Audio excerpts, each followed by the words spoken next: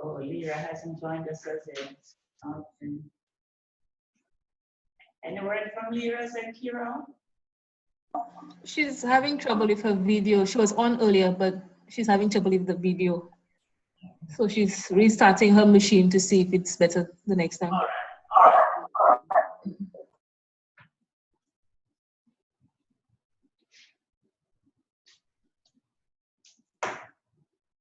What I'll do is, in the meantime, pull up the objectives. Well, if I do that, maybe I won't see the reaction. All right, I'll just share with you the objectives for today.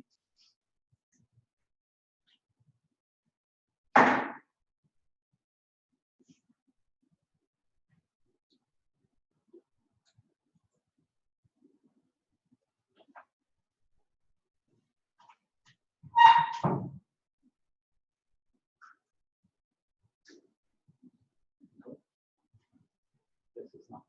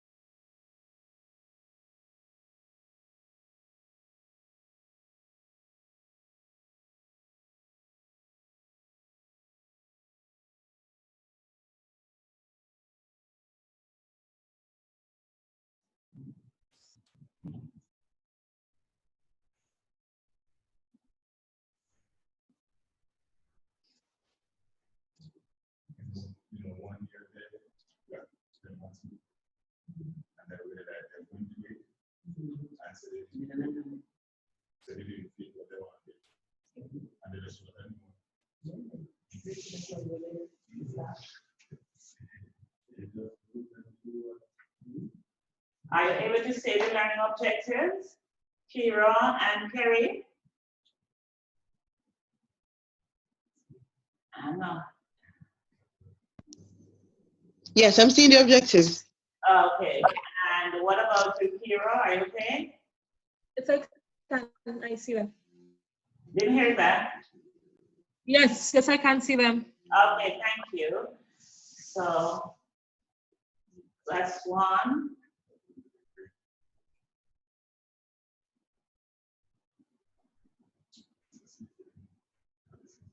I need to move this from the side here that you can better see. Why is this not doing what I wanted to do? What I wanted to do is to come on down here, out the way. Oh. In other words, without instead you want to arguing or not that it has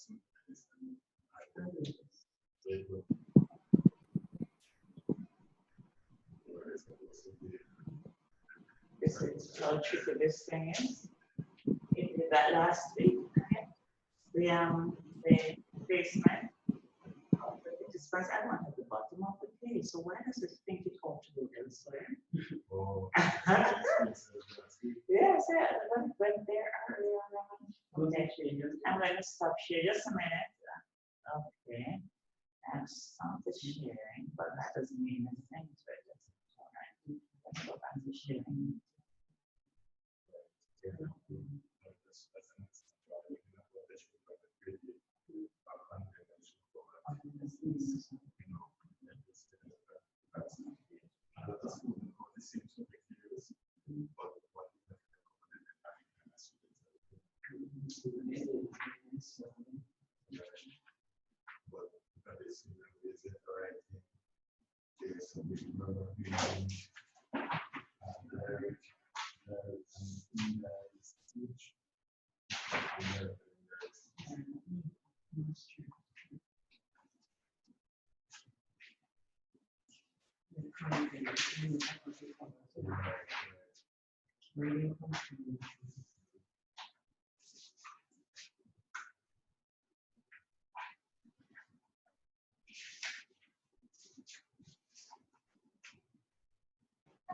Ms. Foster?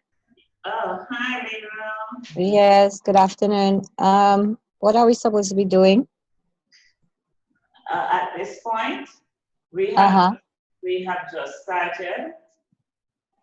Yes. And so Yep. I'm sharing with you now. Can you see the objective? I can see it. Beautiful. That's all I'm trying to do here, but I was trying to get the participants at the bottom of my screen, and it insists on being at the top of the screen. So I was playing around with it. All right. So we have 3 main objectives there, and the structure of the session is that we will have a PowerPoint presentation, after which we will have our 2 guest presentations, beginning with CSEC first, then going into CAPE. And then we will look at whatever you have done of your coursework so far. You can share with us, and we could give you some feedback possibly on, what you're doing well, what you could do differently, that sort of thing. All right. Ashley advised that she will not be in attendance today. So we only have 1 person now missing, Sashana. She'll be here, but she'll be late, she said. All right, beautiful. Thank you. All right, so we will be beginning with the PowerPoint presentation, and this is based on, hold on a minute, this is based on 60. Just trying to locate it here. Okay, we need to stop all of them. We need to stop here.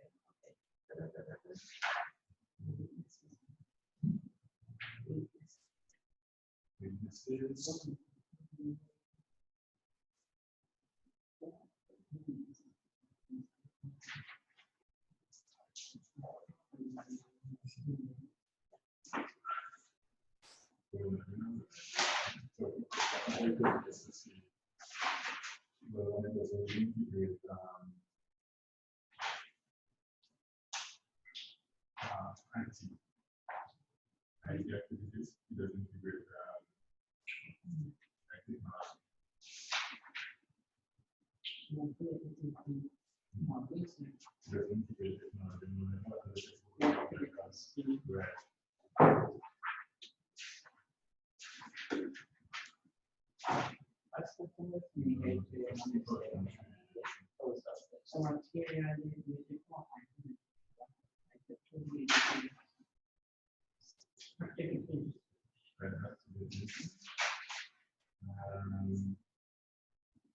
Other approaches, as a support period, because of instruction learning style.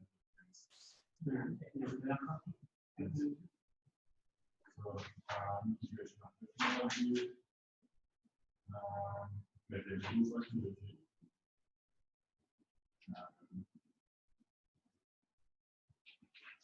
The organization can then be presented as well. The program can then be presented as a nature check.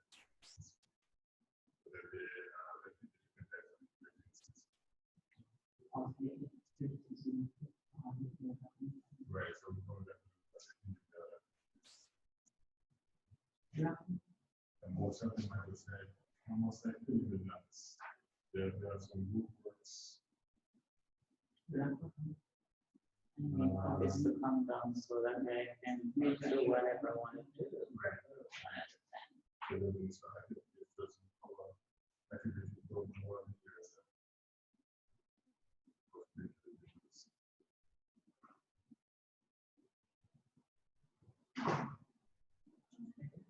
Share this. Why is this missing? This background,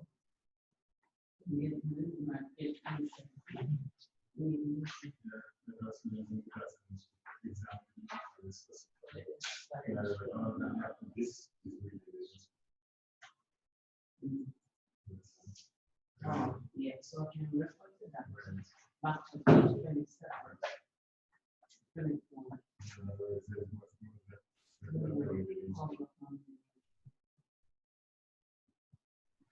Why is this there, my God? Why is it going where it wants to? I cannot believe it. Yeah, because I just want to get this thing magic out of the way so I can put the slideshow from the beginning. And it has refused to go where I want it to go.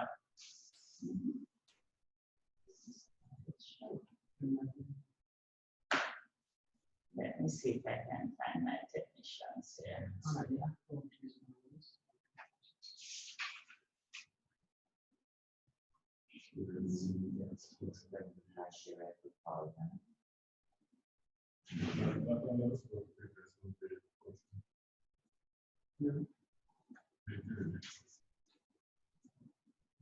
I'm trying, the slide is up, ladies, but guess what's happening here now? I'm trying to get your pictures out of the way. Okay, I'm trying to do this touch, well, I touch slideshow, but I can't get to start from the beginning. I can't touch that button at all because I want to see your images at the bottom of my screen so I can have that kind of access. And it is just not happening. All right, let me see here. Let me see if I can help.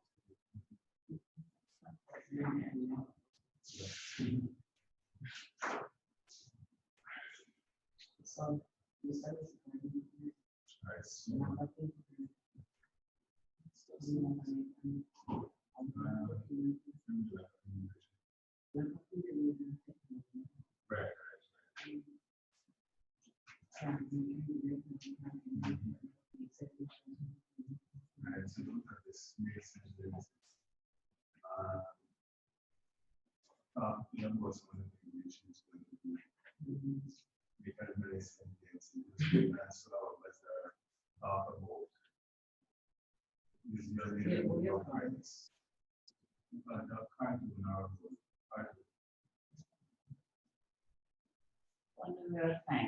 Maybe I need to go up. There's something here that usually I can follow it.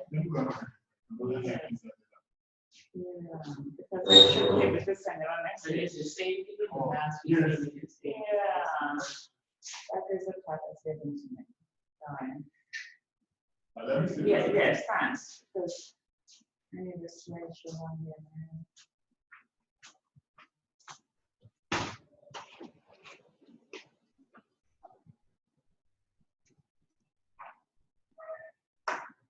Did you look at the, I sent you the rubrics for my assignment, and you made sure you looked. Yeah, but we're not using any instrument to mark you, yes? So you want to check that right.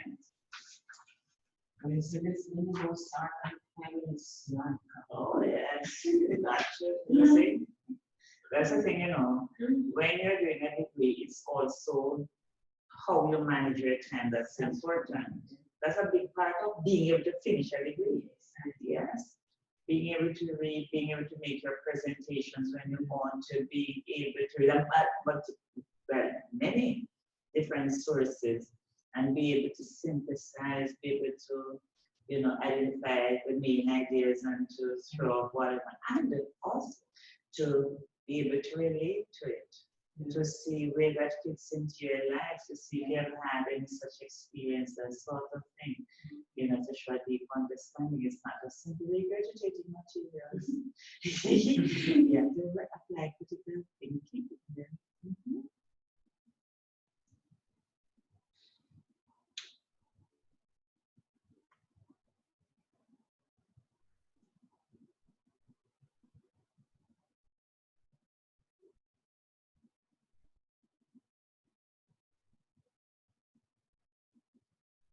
We have sent for the technician ladies on stage. We have sent for the technician so that I can get to handle this thing a little better.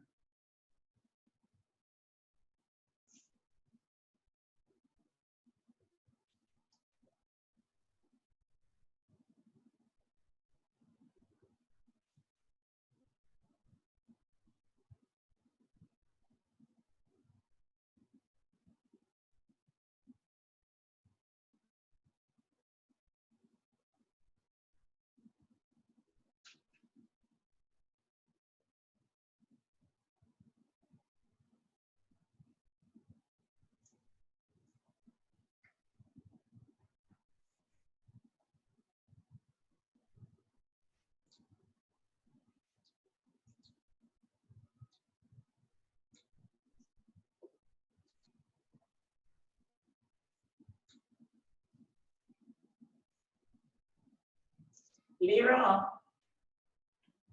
Lero, Yes, Miss Foster.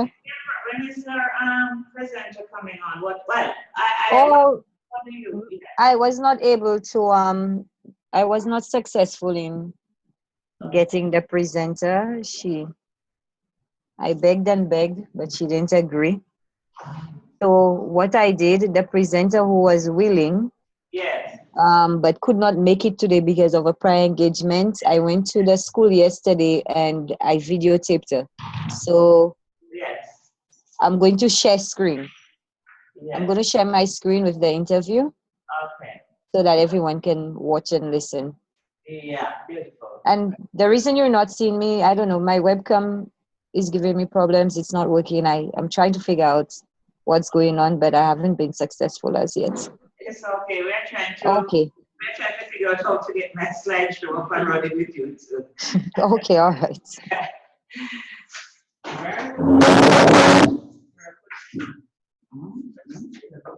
Oh yes.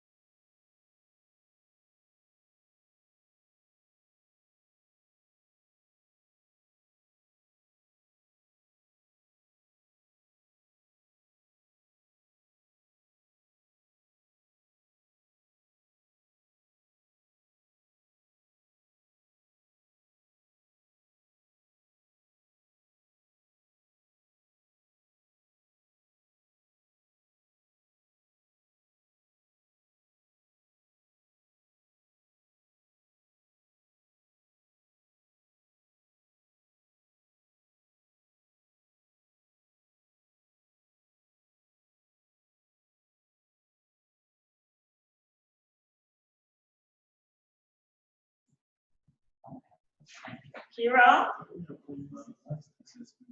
Kira? Yes, Miss Foster. Okay, just checking if you're hearing me. Leroy, are you hearing me? Yes, I am. Good. Harry? Carry on. Yes, yes, I'm hearing you. Beautiful. So we're ready now, up and running, ready to go. And are you seeing the slide?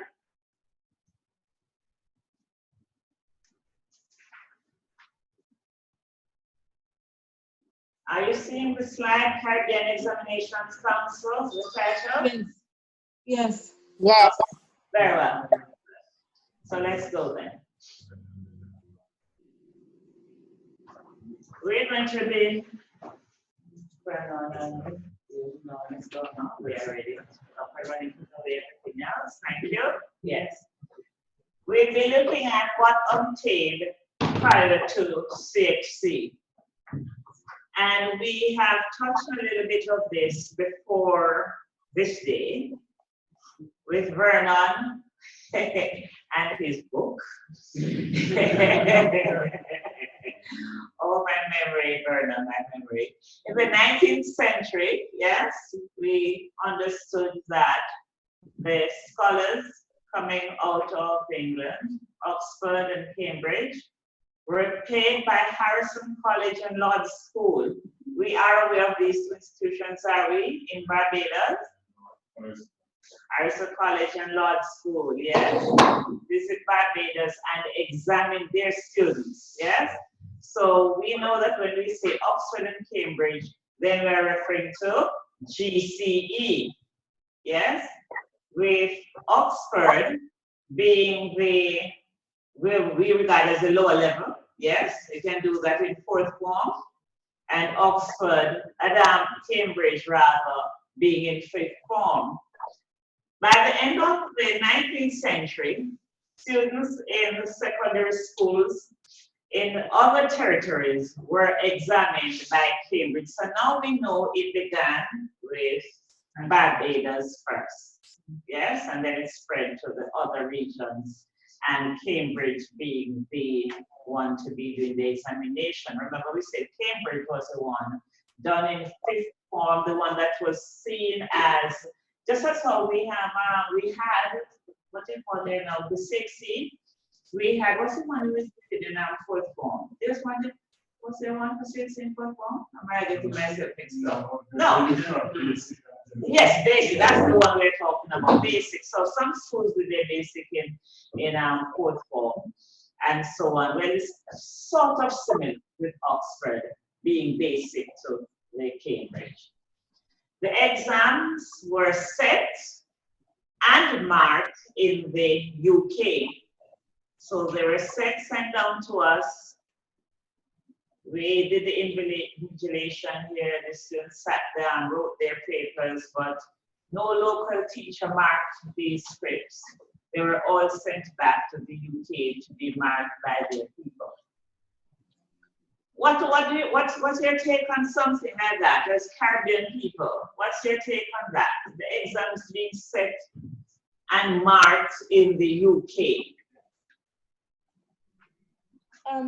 The first thing that comes to my mind is that these exams would most likely be catering to the needs, I guess, of the UK. It wouldn't be really set for the Caribbean context. All right, so hold on to that thought. Now, remember we looked at textbooks in the last class and we spoke to the early textbooks really being rooted in British system, yes? We looked at the content being rooted there. I shared with you my poems, or the Hill and Dale, and they, you had to be applauding Britannia and all that sort of thing. All right, so that was before 6C time. So let's cut now pre-6C English. Yes. Yes, Bernard. Because I was a participant in examining universities. Yes. One, so besides general paper, when I look at communication studies, I'm convinced that you had more of a worldview than from subjects like general paper. When, for example, you compare communication studies, which takes a different angle, which really looks at language as language instead of your ability to write and to express yourself. And then outside of that, there's a sneaking suspicion somewhere that if you can get an A from a course that was set in England and marked in England, then you're master of English. Yeah, that's a presumption that many would indeed have, yes. But back to the first point you made. Did you hear Bernard, ladies? Yes. Okay, we're looking at Vernon's first point. Vernon said back then, journal paper, which is the equivalent of CAPE or so, and I would not want to say the equivalent of wrong expression, but which CAPE has replaced. Yes, he says that journal paper had more of a world view focus as against CAPE that more looks at language use, language variety. Is that what you're saying? What is your response to Vernon? Because Vernon seems to prefer the world view focus.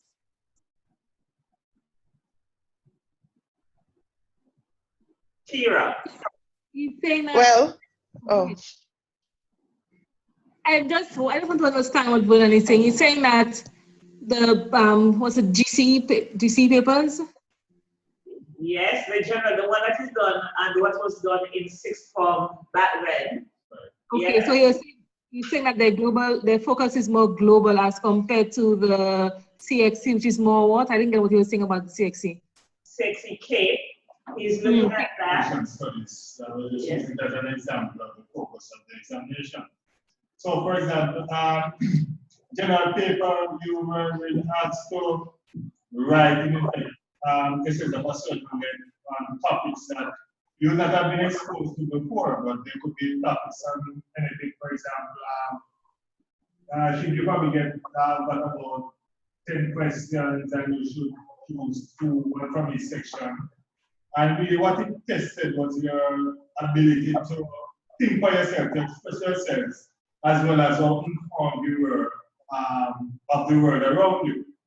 Communication studies, which would be now be state equivalent, focuses primarily on language and the various contexts in which we work. Communication really, various contexts in which we communicate, how we use language, how we express ourselves, but all done within the context of language itself. So I say that the advantage of having GC subjects like general paper is that you were more exposed to a worldview, and it tested your ability to express yourselves, to think, to write, to express yourself, not merely to read a body of information, memorize a body of information, and then when it has become more application based, but then go into an exam and try to reproduce what you read. Can I? Go ahead, Karen. Yes, go ahead, Kerry. Well, but if we consider though the GCSE or the GCE, it's not culturally relevant. And what we find out of what experts have really come across is that the Caribbean students are not able to succeed or do well in any subject at all that is not made relevant to them. So if you're gonna say it's a worldview, they can get an idea of the worldview. They have to first understand their own culture and language in itself before they're able to transfer that knowledge to a worldview knowledge. So I don't know. I find it was challenging for me to do general paper, right? Even though I was a reader, because it really wasn't relevant to my time and my space. And you'd have to really think outside of the box. And how many people could do something like that? Thank you for that contribution. Vernon, do you wish to respond? Yes, you would have to think outside of the box. And those are some of the qualities we try to develop in our students. Maybe I'm a fan because I got that. But I think we need to move. Cultural relevance is one, but we can't be stuck in our culture. We need to be more aware of the world around us, and especially within the context of what has now become more of a global village. I mean, you and I were going to school.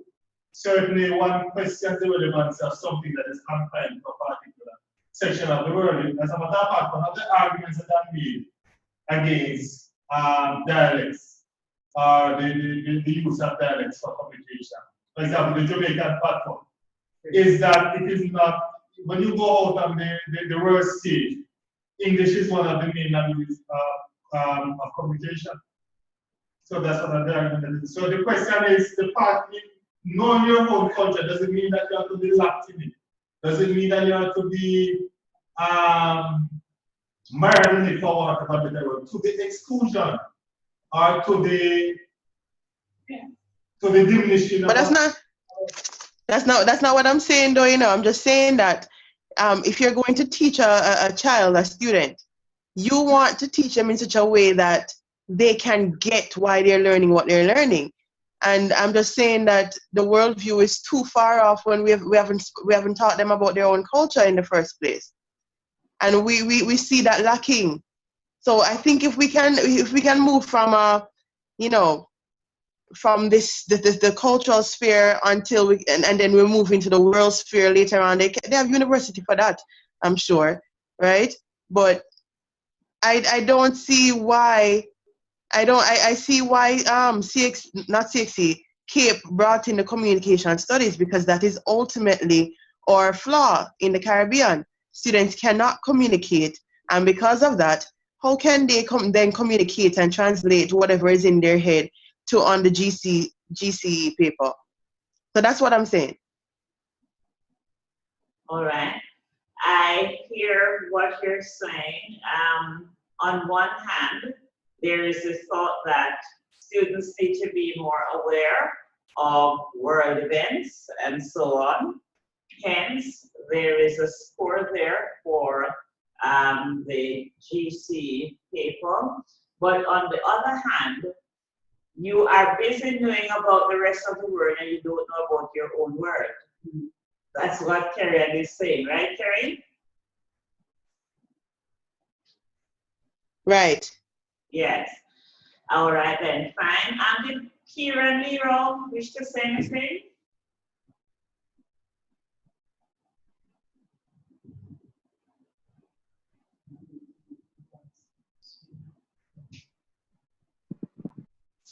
Kira, Yes. did you wish to say anything that's different?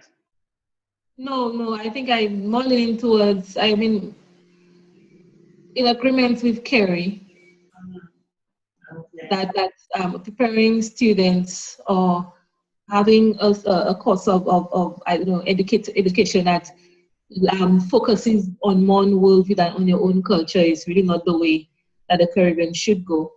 Yeah. Yeah. And against also the background that you know of English, what was the purpose of teaching English in the colonies? To civilize them because they didn't have a language. And I suppose the Caribbean people are saying we do have a language, there are language varieties that we need to know, understand our language, understand our space in order to understand another language. Let's move on. Pre-6C English. Back then, language and literature were examined separately, no? As a matter of fact, literature was distinctively called English literature because you were studying literature out of England, yes?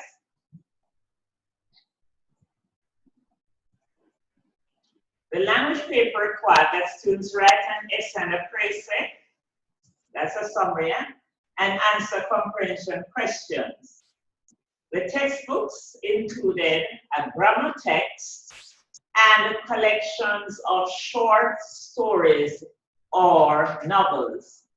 Needless to say, the short stories and novels were all British-based, yes? The literature exam tested knowledge of set texts and or short stories and poems. Among the texts was a compulsory Shakespearean play. So we covered quite a few Shakespearean plays in high school. Yes. And if my memory serves me right, I think my favorite was Romeo and Juliet. Wow. As you like it. And from third form, everybody did a Midsummer Night's Dream. Do you remember that? Did you do that to Bernard? No, but it was part of the CXC, the recent CXC. Well, I was subject to GC, not CXC. I thought CXC, but it's a GCE. But Yes. that's a sort of CXC. Yes. At grade 10 to 11, they do 2 plays. You choose one for the exam purposes. Like the Diamond the Jewel, which is an African play, or Julius Caesar. They choose some 2 novels, Frangipane House, which is West India, and Things Fall Apart, which is African. And then there's a book of short stories. You do 10 short stories, word of prose, and a book of poem, word of poetry. Yes. And you do 20 poems. Yes. The authors are ranged far, the range is wide, not really charity. Yes. But in pre-GM60 times, you were confined to Shakespeare and other British materials, yes? Okay. Then, of course, you had myths out of myths and legends out of Greece and so on, yes. And so that's when we met all there, Androcles and what's his name there, Hercules, and all these interesting characters. Yes, that we studied them in lower school. Notice that we still do not have anything looking Caribbean up there. Yes, that was pre-CXC times.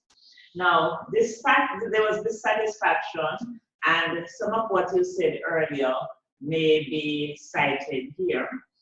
And the first point is that the syllabus, the exam, we are calling all of this under one, or exam syllabus, we're seeing it as one, and that is GCE was not relevant to the needs of the developing Caribbean countries because it was not reflecting Caribbean life, Caribbean culture, Caribbean language. Another dissatisfaction is that Caribbean teachers did not have an input. So you were being directed. You didn't have any say. Just do as we say, all right? And another dissatisfaction was that it catered too much to the demands of an academic elite. And who is this academic elite? Yes, yes.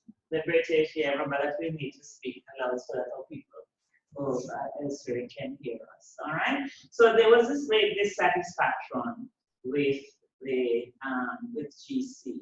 And so one of the initiatives of the mid-60s was curriculum development.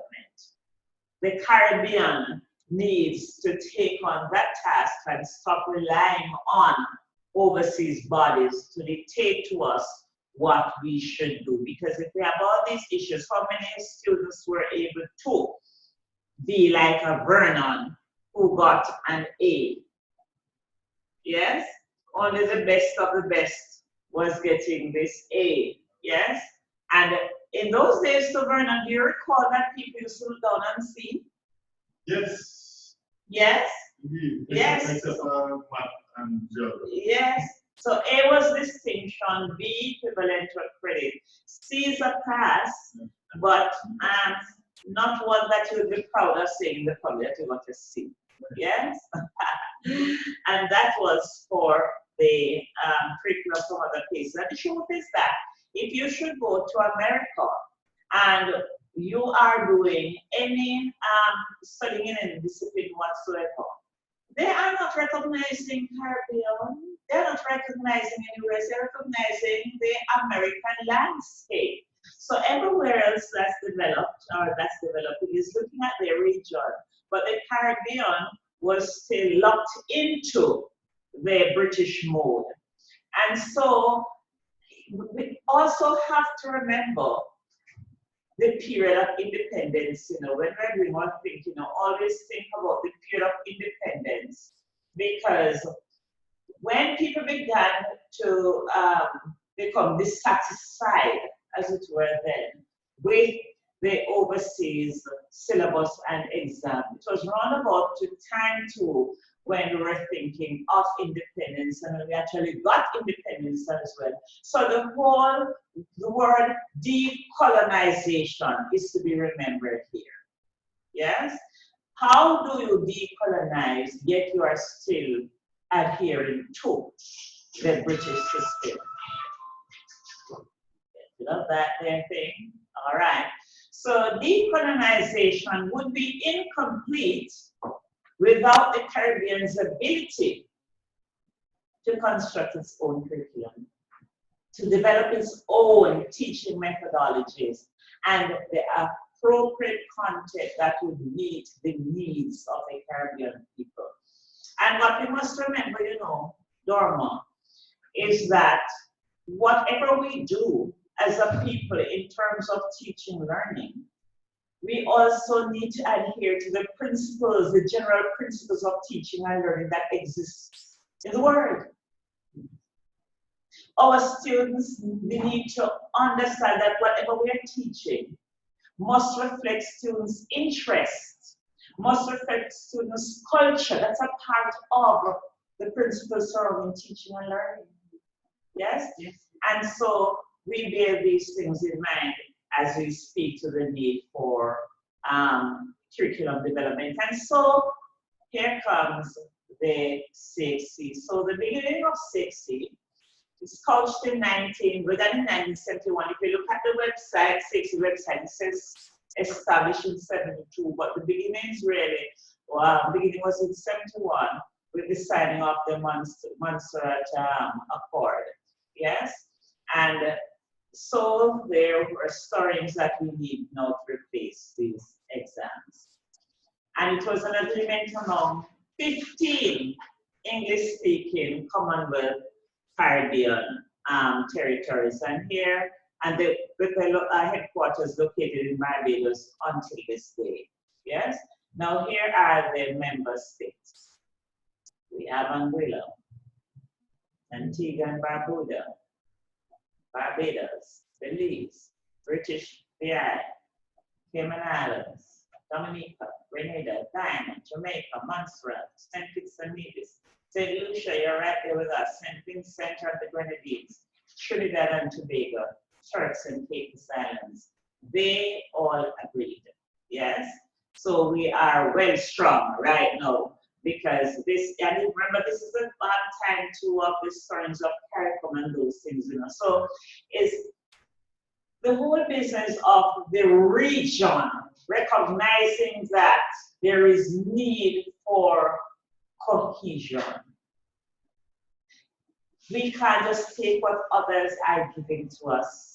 We are large enough to bond together, to integrate. That's a buzzword now. So decolonization and integration must go hand in hand. So with this establishment of 6C, we're also looking at the whole business of CARICOM.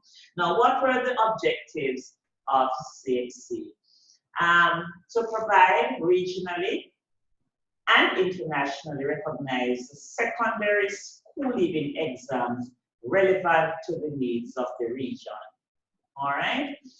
To assist in common entrance and other types of examinations. I wonder if you know this one. To produce teaching materials, to train teachers to use the 6C syllabi, to advise regional governments on matters related to education.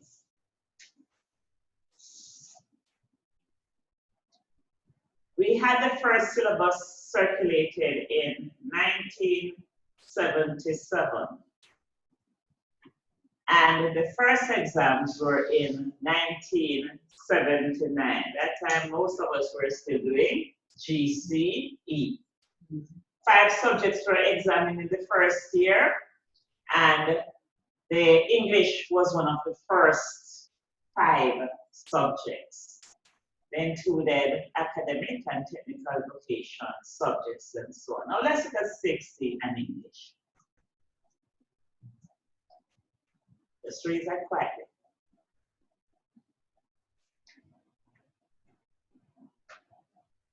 Remember we said with GCE, English was a discrete subject, yes?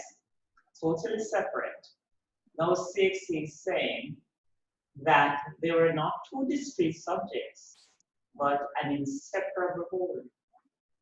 There was a single subject to test both language and literature. That's how it began. Teachers of English objected to this notion. I wonder why. Can you imagine why they objected? Lira, what are you thinking over there?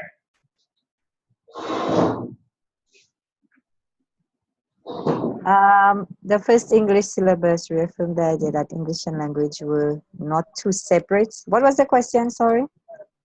The teachers of English objected to the idea of language and lit being a single subject. Oh, it's not their job. It's too much work.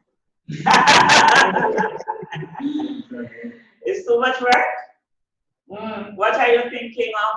Well, when you say too much work, you want to expand on that aspect of it? I don't want us to misunderstand. Well, the language teacher, the thing is, the English language teacher does not do what the English literature teacher does, because the English literature teacher has to read text and identify themes and all of these different things from the text that they are given, the literature pieces that they have to cover with the students to prepare them for the exam. But the English language teacher does another set of work. So I'm seeing it's just that the teacher will find it is a lot of work giving them two subjects to teach in one. All right. Carrie.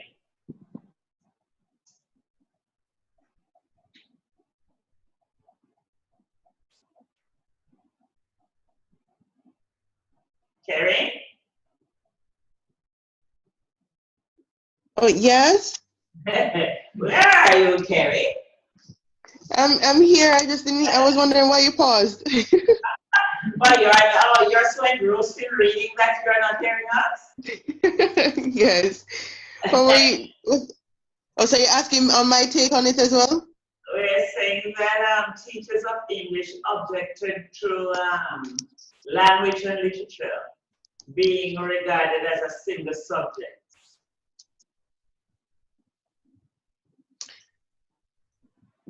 But that's That's not what what I was getting from. That's not what I was getting from Lyra. What Lyra was saying. Lyra was saying, that that's too much work for the teacher, so that's one of the reasons that the teachers objected. Because the teacher of English is the same one who has to be preparing the literature component. And with all the reading that one has to do with literature, that teacher will not be very happy, too much work, because if you're teaching language alone, then you wouldn't have to read so much and to think of all the different elements of literature. Oh. Well. So I'm not well.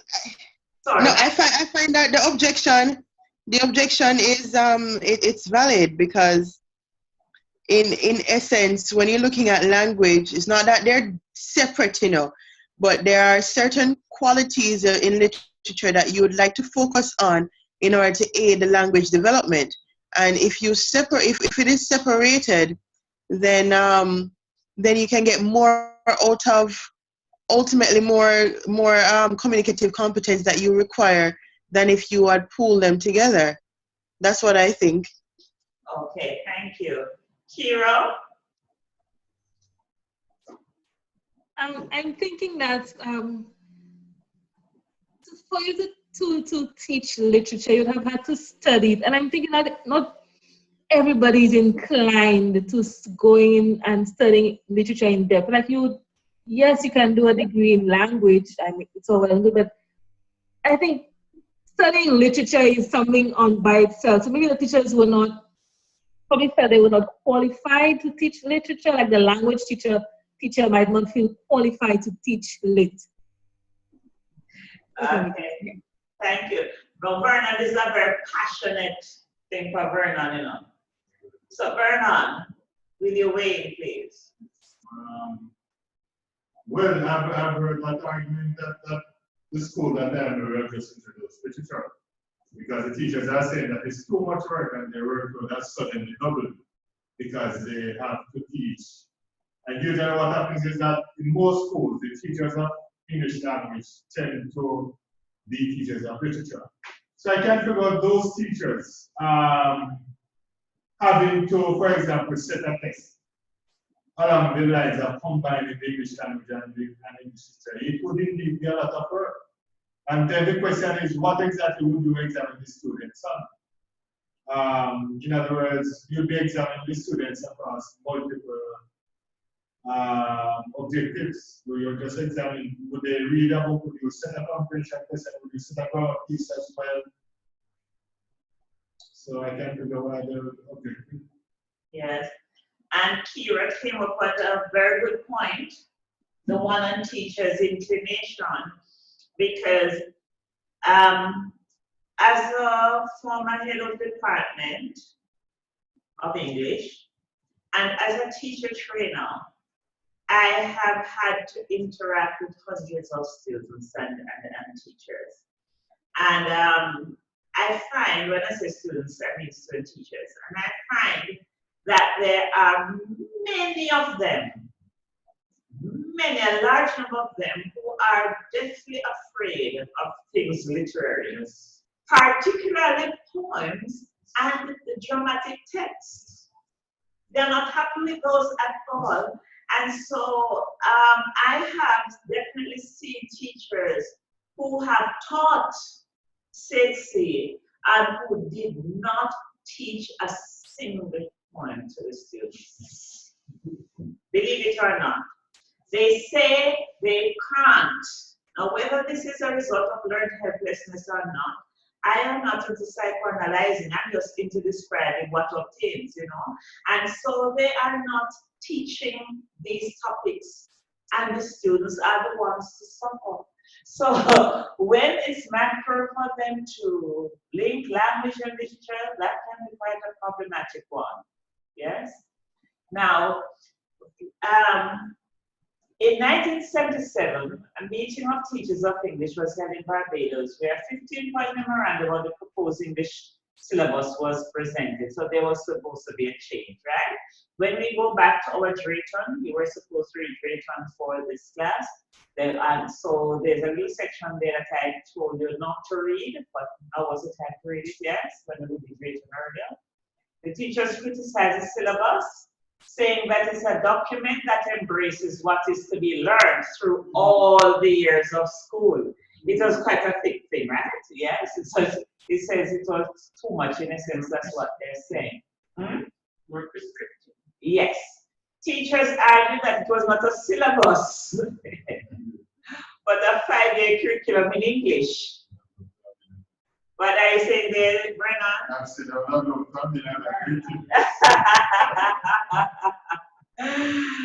They complained about this 17-page suggested reading list.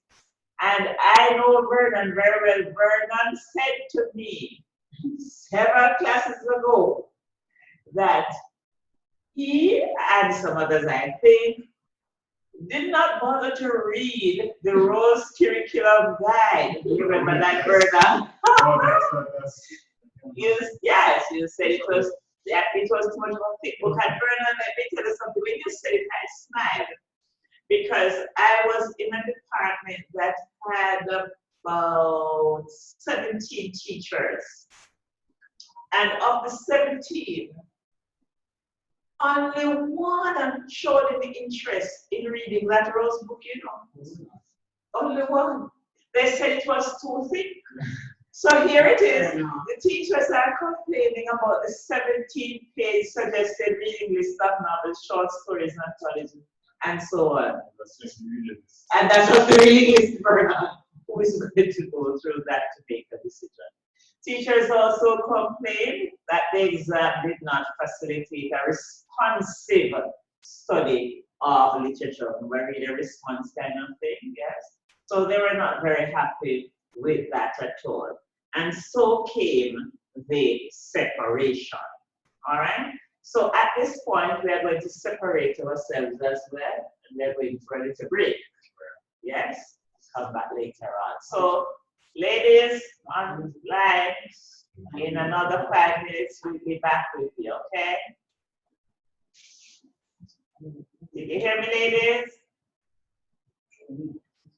Kira, Lero, are you hearing? Yes. Okay, we are off for 5 minutes or so, okay? Good. Time to wait for that something.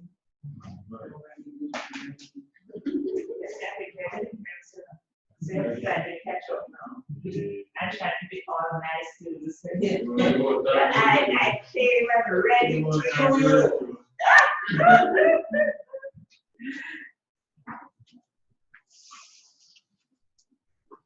Hi, Dr. Man.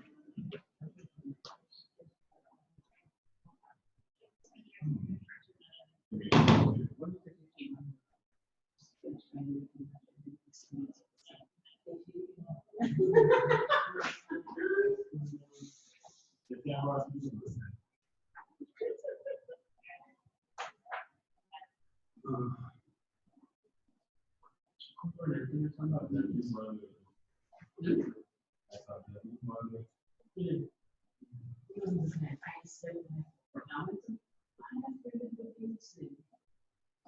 then I studied up to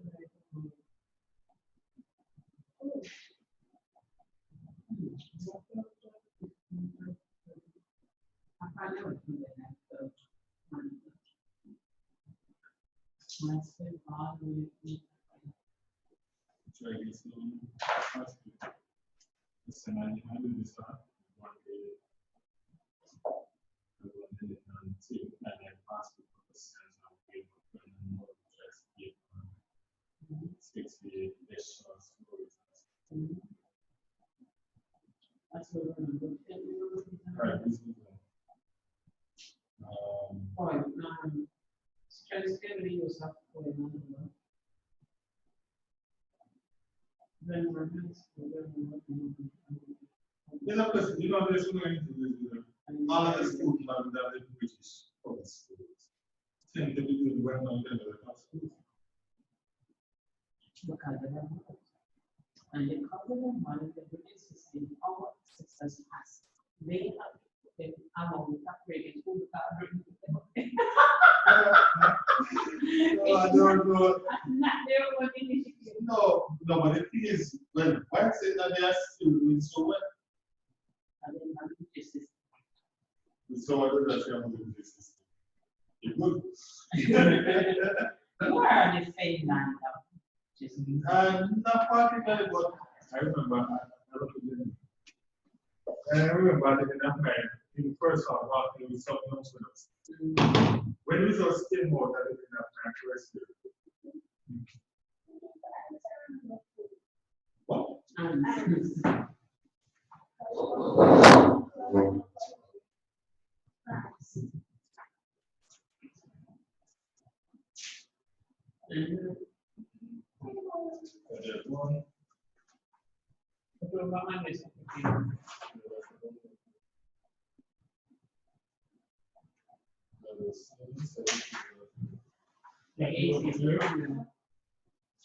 Okay, baby.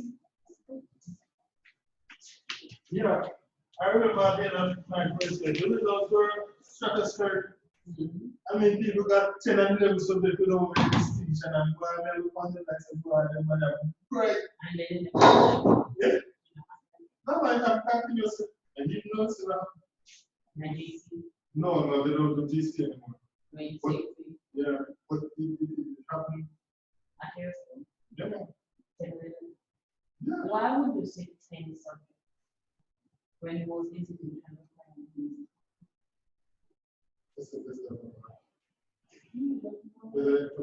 it's just more work, more stress, that's one thing. Why you say I usually be smart teacher? Because they gave me that function that we class. And the boys inside they were bright. He said bright. But I'm penny didn't do. At least for them will be the business. If I call them, if it's back end of the at the end of fourth form, but at the class of 43, more than 35 I got them in one or two minutes. I don't even know how many class. I think only 3 students here in English language. I think of 4 form. But the class of 49. At the end of grade 11, that young man, I even gave him this family because I had to change their behavior. So when I got to school, I keep them back like 15 minutes and me and them at the bar and discuss. And I always used to say, I feel bad, I listen to can't go through that with them. There's some teachers wanted him to be head boy, some wanted him to be just a pupil, he got neither. Because coming to school, there's a teacher says something, he has something. Vice Hey, and then some of the teachers get used to it. Right, but no, not really. Attitude is that they might feel complete in argument and shows them the need for their brothers. Yep. Hey, some teachers like. And in the body mass spiritual, but some of us are looking at it and saying that what you have is a young man who absolutely sure is academic.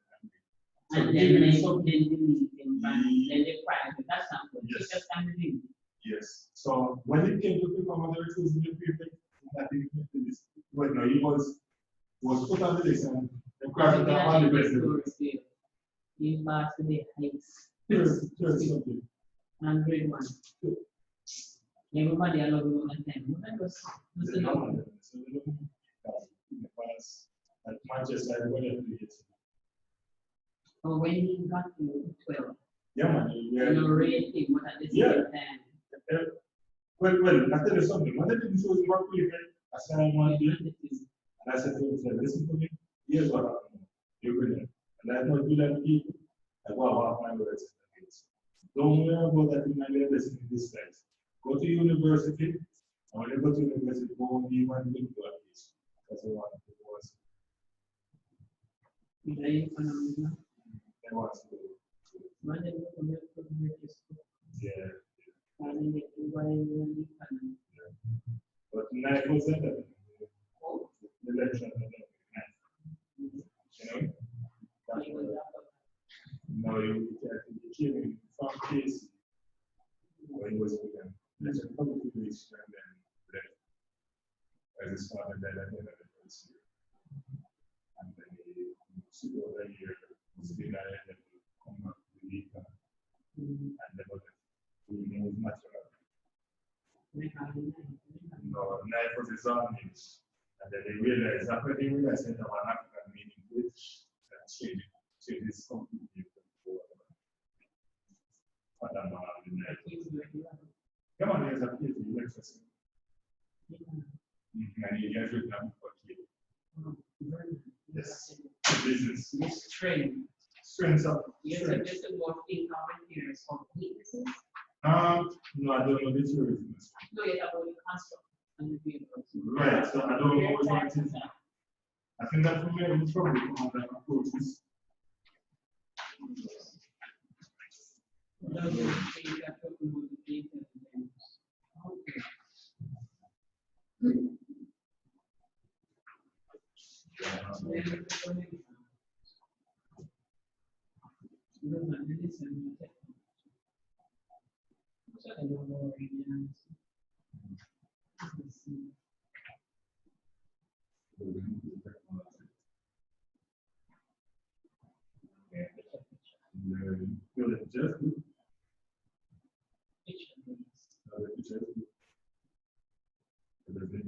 Technology doesn't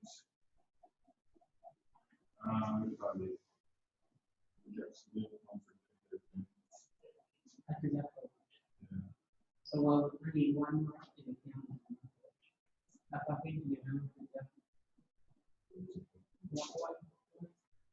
it doesn't improve motivate activities. Oh, assessment. We're looking at assessment. In assessment, it says that it is a project. Right. Portfolio. Now, when you do research, right, for portfolios. Right. But they are not in a for this. No, just some group research. Group research? There's a group research. People go to page 34. Is it group research or group research?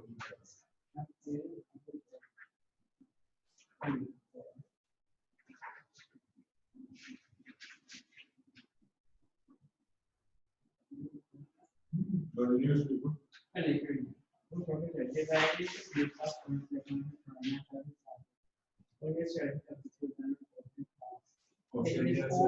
it doesn't necessarily want right. Right. No, but that can do group work is just like corporate.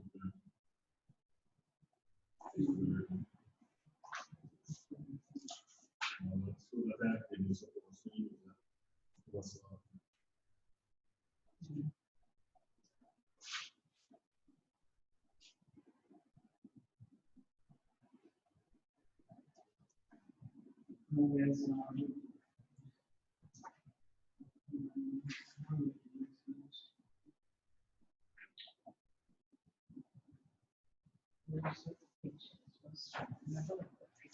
So pictures, no pictures everything.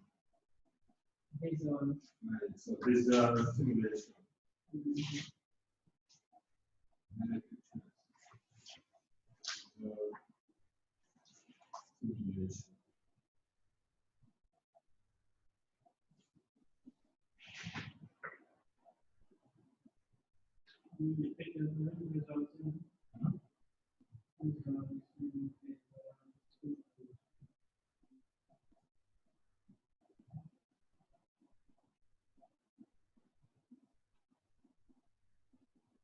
Yes, because the like of that it is organized.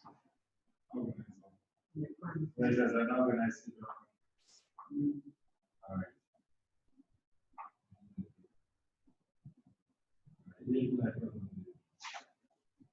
Look at the grammar. So you have level structure. Right, so you remember you like some sequencing. So we talk about the sequence. You have level structure. That's everything. There and do not, does not, does. Right. So that is what. Sure. Right. Right. So that would fall under a strong book. That's structure.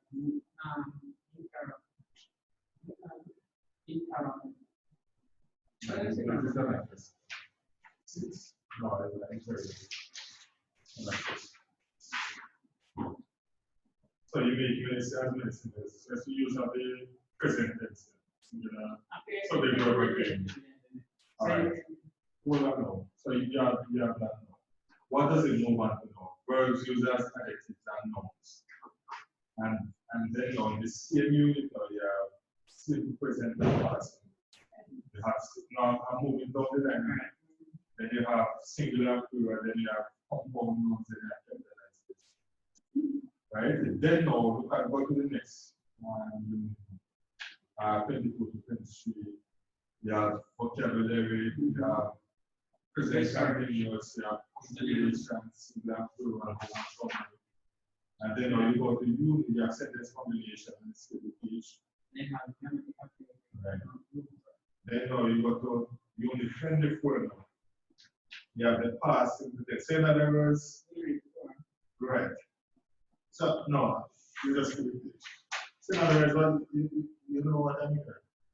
I'm looking for example. For example, right. So the topics are not Sequence. And yeah. so that's student friendly in that sense. That is a sequence. Well, hold on. Remember now we are moving away from isolation of teaching from one thing. Yeah, So you know, so you get a multiple use of the departments. my department, she's teaching comprehension, she teaches conjunction, no verb, subject, verb, everything. And when she wrote everything, she you cannot say, all right. We narrow down more. We say, all right, pronouns. I go to the comprehension. Right. Right. Nouns and all that. Right. Yes. So- You want so- prefixes as a noun. Right. Past, perfect. Right. So a student know, if you're looking at unit 21, First and pronoun. right. So if you're looking at last week, look at the week, look at the unit. Assuming 71 unit.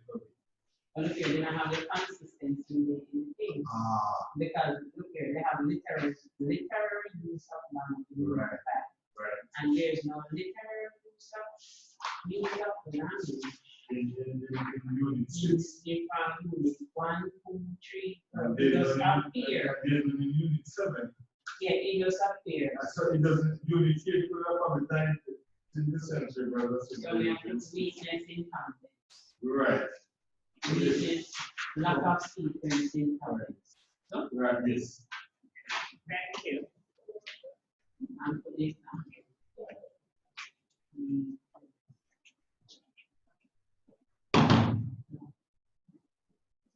Consistency. Then what the consequence is building back. Support sequence. Yeah.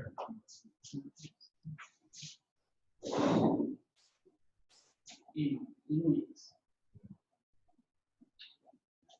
We're back again.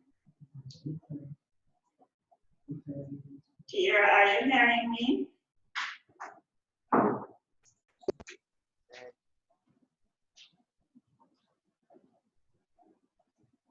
Kira.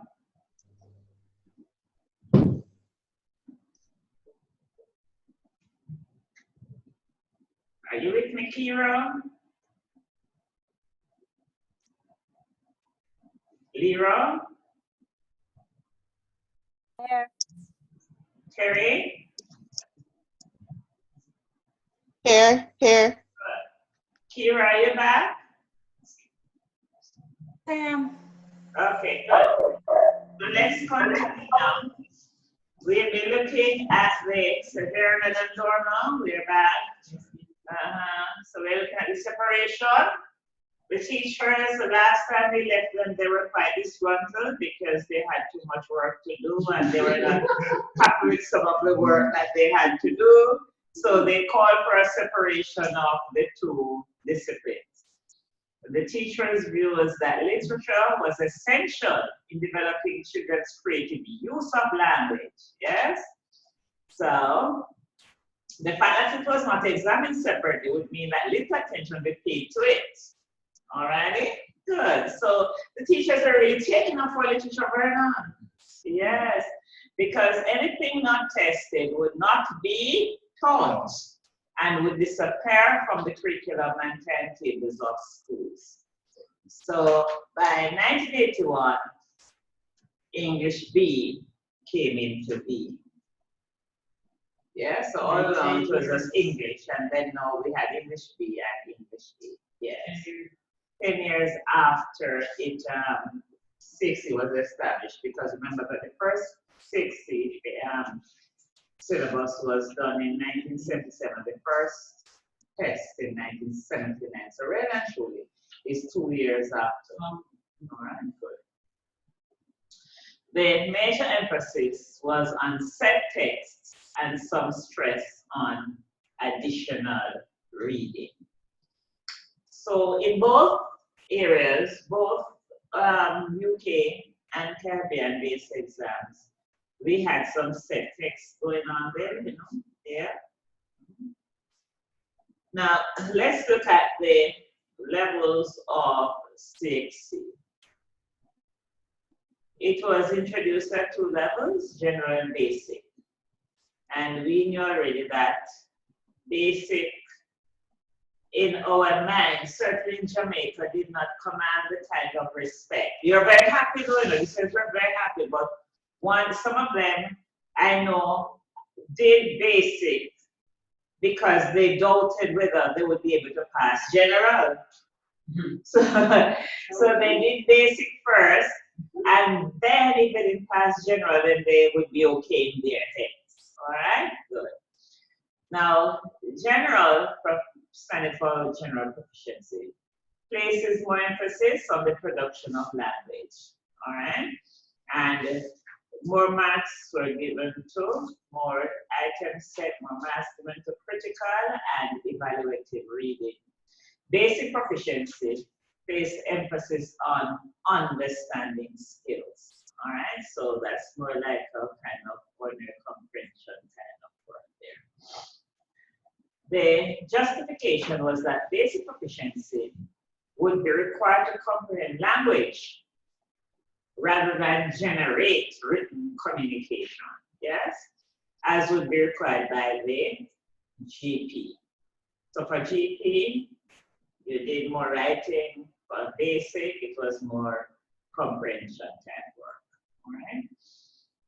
The basic proficiency was designed to make candidates qualified for employment. It doesn't mean that GP wasn't the same thing, but it was set up that way for you to be able to understand, read and understand. The criticism is one of class bias, which had one for the upper and the other for the lower class. Yes? So basic, of course, would be regarded as being for the lower class, those who never thought that they could possibly make it, you know, in terms of passing. Now, let's look at CAPE. So in 1998, CAPE offered, SEXI offered, it's the first CAPE subjects. And of course, you'd expect your area to be very much present. The term CSEC was introduced at that point because remember before that it was a CXC because there was no need for distinction. There was CAPE in phases. So with CAPE coming into existence, there needed to be a distinction. So the one that ends at fifth form was then dubbed Caribbean Secondary Education Certificate. And it was to distinguish, as you know, between both. CAPE is intended to satisfy entry requirements to tertiary institutions across the region, yes? So right now, if you're to go into teachers' colleges, they're asking you for at least 2 CAPE subjects.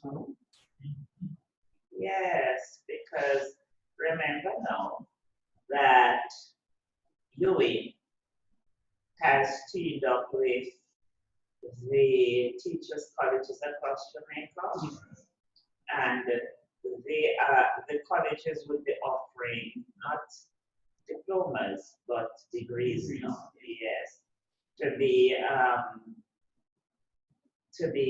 accredited by the joint board, because the joint board of teacher education holds right everywhere, has always been overseas the teachers' colleges, right? So they're still an oversight body, as it were, and working closely with UCT and so on. All right.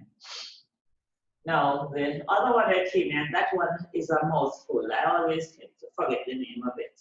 Stacey doesn't like it incidentally, but they couldn't come up with a better name either. Stacey, yes, it's very awkward, but they just could not have come up with some another name that captured it rightly. So we are all tripping over it. Okay. CCSLC, yeah. Caribbean Certificate of Secondary Level Competence. In Jamaica, we had, what's the name of it again? Brendan, we called it the other day.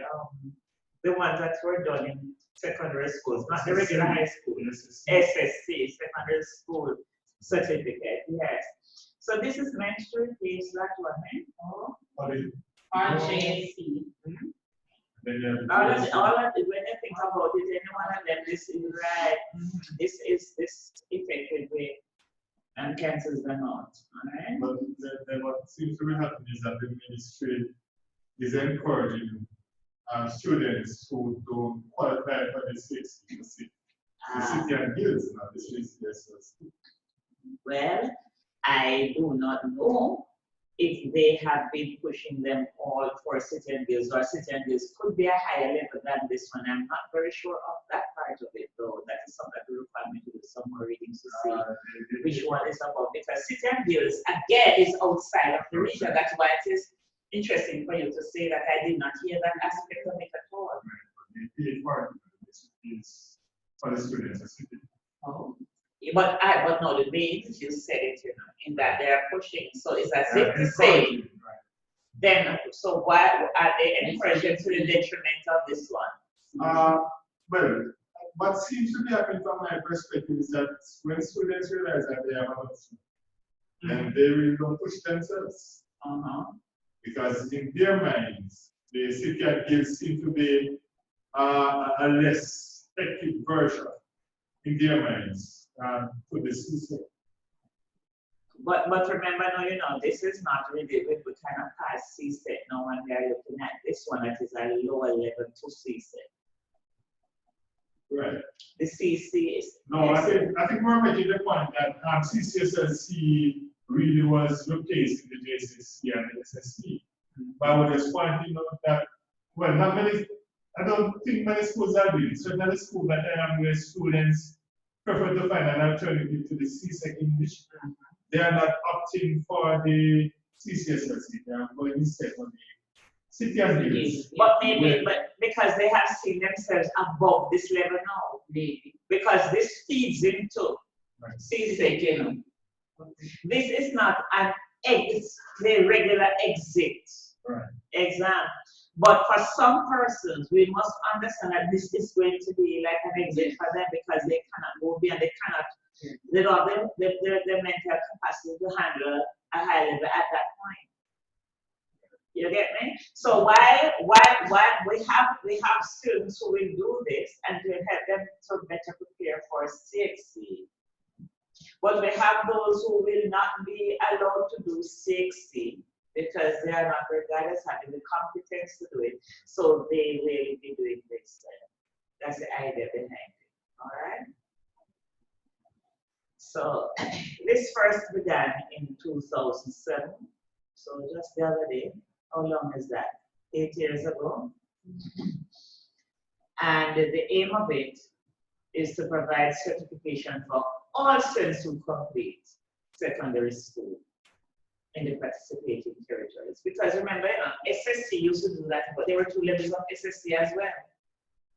Yeah, the functional level and what was the other level called again? You had the functional level, that is for those students who Mastery and competence. That's how it's graded. No, not for this. No, that's for the in Jamaica. We had the SSC, secondary school certificate, and those students who are not well advanced or advanced, as a matter of fact, were allowed to do what is called the functional level. Yes. So that one was a lot of multiple choice questions and so on, yes? But the other advanced level to it, and the name is not coming to me now, the more advanced students who you would ask to sit CXC, those would do the other version of the SSC. And it was very similar to CXC in terms of you have to do your narrative writing, where you're supposed to write, you have to do all sorts of different kinds of writings and so on. There's a lot of that going on with that other level, SSC. But that has been phased out now, and this CCSLC is replacing it. So once you're through with secondary school, you should all have this. And if I should leave and come to St. Lucia with it, it will be recognized because they're regional examination. All right. It was developed to provide the learner with the competencies that will serve as a foundation for more advanced studies. So maybe your City and Guilds was a more advanced City and Guilds to the CCSL. So this would have helped them, this was what would have helped them in CXC. And of course, they talk about the world of work life as a citizen of the region and so on. Because there's a big move now on including things like civics and so on in the curriculum around the place. I mean, in serious colleges now, there is big talk about that. It was, we used to do it as children, but it was abandoned. Do you do civics in your schools, Lira, Kira? We do ethics. I don't know if they're related. You do what? Ethics. Oh. So ethics could be a part of civics, but not fully civics. Or I wonder if it's the same thing, you know, depending on how you choose to look at it, how you choose to describe the course and so on. All right. Now, what are the subjects inside this? And there are 4 subjects, with English, of course, being compulsory. What is it? Can you turn off that thing so that stop messing around with my lecture here? Thank you. It's okay, it's all the old people in the teaching, and then they have some ringers in like some old school ringers, so I mean, it should be on the ring. People say that all the time. I try to disguise, I can't disguise it. All right, then come back now. So we say English is compulsory, maths compulsory. Did you hear that? All those people here who do not like math? Okay. I'm not calling any names. English, right? Integrated science, yes. Modern languages, French or Spanish. Yeah, by the way, in Jamaica, they recommended foreign language recommended by the ministry is Spanish. Did we know that? Yes. Yeah. Right, right. And what years is French in St. Lucia, not Kira? Kira? No, we do both French and Spanish. Okay, but so it's not a choice? It's no, well, in my school, everybody does it up to third form, and then you choose to do either French or Spanish after that. Okay. And social studies. So those are the 5 core areas, yes? So of course, as you can see, the social studies, including the history and the civics and the whatever it is, to sort of get them to understand themselves in the space they occupy. And along with the compulsory subjects, they do a combination of subjects, and the core there is also a combination by itself. And this will allow them to pursue, and this is how you have the City and Guilds possibly coming business studies program, yes, a creative and expressive arts program, the TVET program, Kira and Lira. Are you familiar with that? Vernon? Yes. Technical vocational education, yes. That has to do with the name, I suppose, will say to technical vocation. Yes, and in the headquarters is the lab. One of the what you call it now, the school. One of the schools located, the main school is located quite close to us here at UA. And you can go there, you do things like electrical and plumbing and those things, you know. Once you say NC TVET, you're thinking of anything in the technical vocational area is done. And programs certified by other boards such as the Royal College of Music and so on. So CCSL is really catering for those students who may not be what we call the mainstream students in CXC. So they try to capture that group there. Now, the exam served to re-Caribbeanize. You see that here, working. To re-Caribbeanize the region through emphasis on the language of the Caribbean. Remember now, Vernon, you spoke to what you noticed, which you're quite right about. It spoke to emphasis on the language of the Caribbean and marking, which brought teachers from the entire region together. And as I reflect on the language of the Caribbean, I have to implore you, Kira and Lira, when you're there teaching, I would like for you to ensure that your lessons come across in such a way that students are respecting your Creole and English in a balanced way. You know, about 3 years ago, I mark communication studies. And about 3 years ago, one student wrote that in response to a question that asked about attitude to language, one student wrote that a particular character in the excerpt, the character's use of Creole indicated that he was a low down, stinking, dirty dog.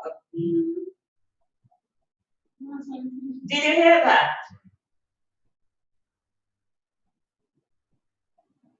Kira, Yes. did you hear?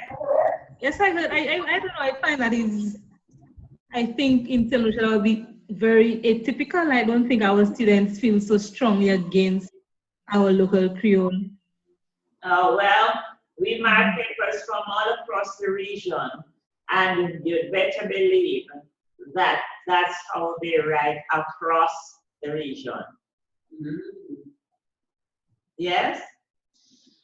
And when they were asked, for example, to employ the use of videography in, highlighting whatever aspect of a particular extract, it was alarming to see the number of candidates who depicted the Creole speaker as being in tattered, dirty, hand-me-down kind of clothing. They never ever described the Creole speaker as the one who could be bejacketed and, attired in a professional or other kind of way. No, that person was always in a derogatory position, even though there were other clues to suggest otherwise. Because someone can code switch, but no, they could not go beyond the truth. So there is a particular attitude, and it is also manifested in the way some teachers, certainly in Jamaica, refer to our Jamaican Creole as broken English, in the same way in which the early British inspectors regarded our language, broken English, a degenerate form of the language. They're not speaking properly, that's what they say. Yeah, so we have to be very careful of our own attitude that we bring to them. So the exam serves to recarbonize, yes, through an emphasis on language. So we look at language variety, yes, and how appropriate it is, what's indicative of, and so on. And then teachers come together to mark, and that is something that we just look forward to every year. Another positive is that it places the responsibility of teaching and testing not in the hands of foreigners, but in the hands of the region's teachers. Yes? On that, let me see if I can go back here previous.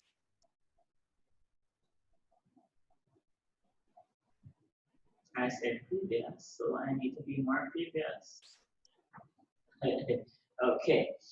It faces transition is not hands of foreigners.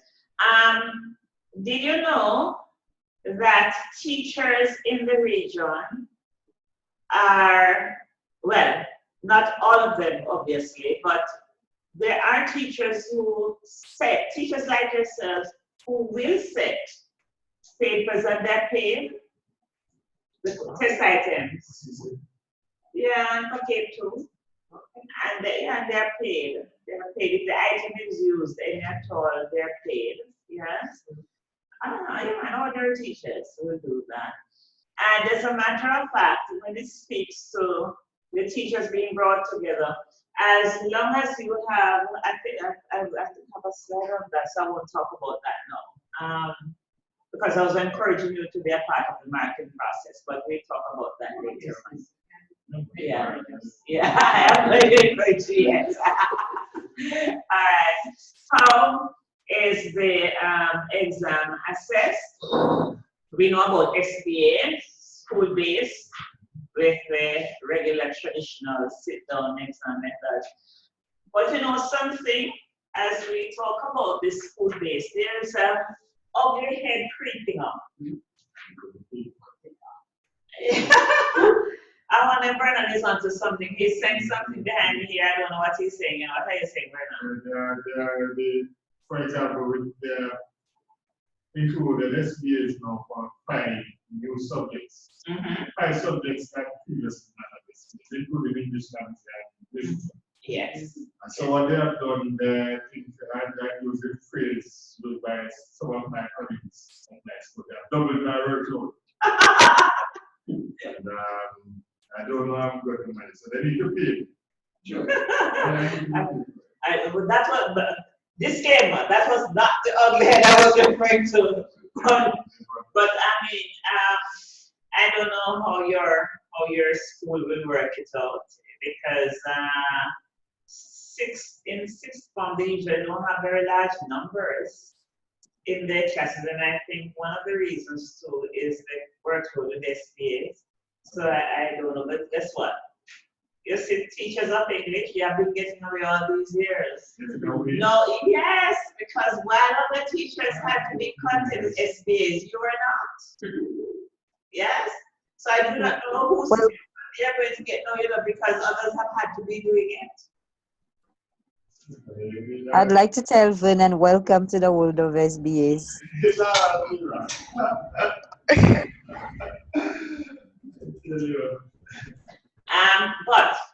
But even so, the English teacher, hello? Go ahead. Now I was just saying to Lyra that the workload for the English teacher is way more than many other teachers. You have essays and all of that to mark, and it's a lot. Histories have essays to mark. A little bit and some structured questions too. Okay, I'm sorry, we're not debating who has the most work. No, but Lyra, when you're marking an English language essay or story, or marking has to be more detailed. You're marking for content, you're marking for content as well as many other things. So our workload is very much different and much more detailed than yours. Well, you don't know what aspect the SBA will take as yet. So, you know, sometimes it's not the marking of an essay per se. Lyra. Yes, Miss Foster? You should tell him that now is a time for him to pay attention to the concept of alternative assessment. Now is a time for him to start Exactly. peer evaluation as how to get the job done without him having to bury himself under all the paperwork. A lot of that will happen, but the disadvantage with the alternative assessment methods, for example, the peer review, is that students psychologically have been molded into the fact that the teacher's approval already. The fact that the teacher have gone to a school tonight, something that they have sat down and probably spent hours to do, tells them where they are along the continuum, and anything else doesn't necessarily match up. And so you will now need to have not you alone, but you need to reacculturate your colleagues now. If there's a change in the status quo, what are the strategies that we need to implement to be able to survive? Because you see, all right, when they come to college, because I want to tell you something, it's a serious thing, it's a very serious thing. Because when they come to college, university, once they enter a tertiary institution, there is no one spoon feeding them that way anymore. And they must survive. The ones who are not surviving are the ones who the teachers have been marking every letter indiscretion, you know, and rewriting their entire exams. Those are the ones who don't survive well. Because at the tertiary level, you are reading for a degree.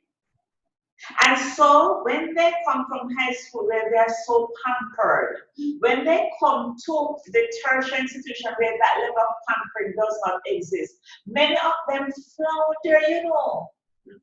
Many of them become demotivated because they come to me, they tell me that they think it is the lecturer's responsibility to find the errors. So we will have to, embrace a different mindset. I did so in 1998. I employed a different mindset because I was exposed to this kind of information. And I decided I was going to try it because it has worked as red light. Why can't it work? Right? It worked. It worked. I remember even giving a young man a particular essay. It was an essay competition, and he had to redo his draft 5 times. He didn't get frustrated.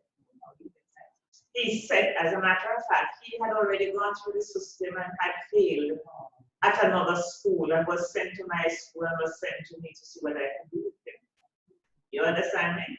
And I pushed him by, well, one of the ways in which I pushed him was by entering him in Kiwani's essay competition. I entered 3 of them. And they had to go through writing as a process. I taught them that writing is a process. Yes? And don't think that any material they're reading right now was ever written at one go. And about draft 3, this particular young man said to me, Ms. Foster, I thank you. I am just beginning to understand what this writing is about because I am now forced to do this thing in a serious way. I will never forget this. Of course, my 3 students won. Prize 1, prize 2, prize 3. What? Yeah. That's what happened. The only annoying thing is that they didn't give the teacher anything. I would have that over the search, The body, they don't think something said in the newspaper, nothing else. You understand? But they got things, But I'm just saying that we will have to revisit because sometimes we take on too much work instead of teaching the students what to look for, how to use the rubric. Yeah, so I sent the rubric to you. Yeah. You want to use your rubric and do your work. Yeah. So you have to take responsibility. And when you don't know what to do, you appeal for help. But do not sit by because we know how to sit by, and not do anything and have the teacher do the work for us. We know how to do that, So we need to let the students know, hey, from the very beginning, this is how we are going to get things done. Let them understand, don't spring it on them, and it will be good. If with the kind of knowledge you're getting here at the University of the West Indies, if you could sensitize your colleagues to the new ways of thinking, yes, it would help. So here we go.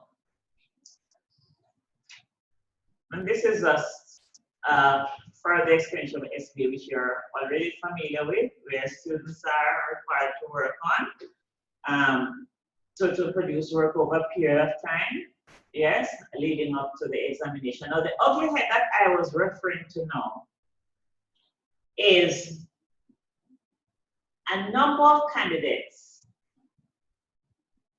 have been very dishonest. And you need to look out for that.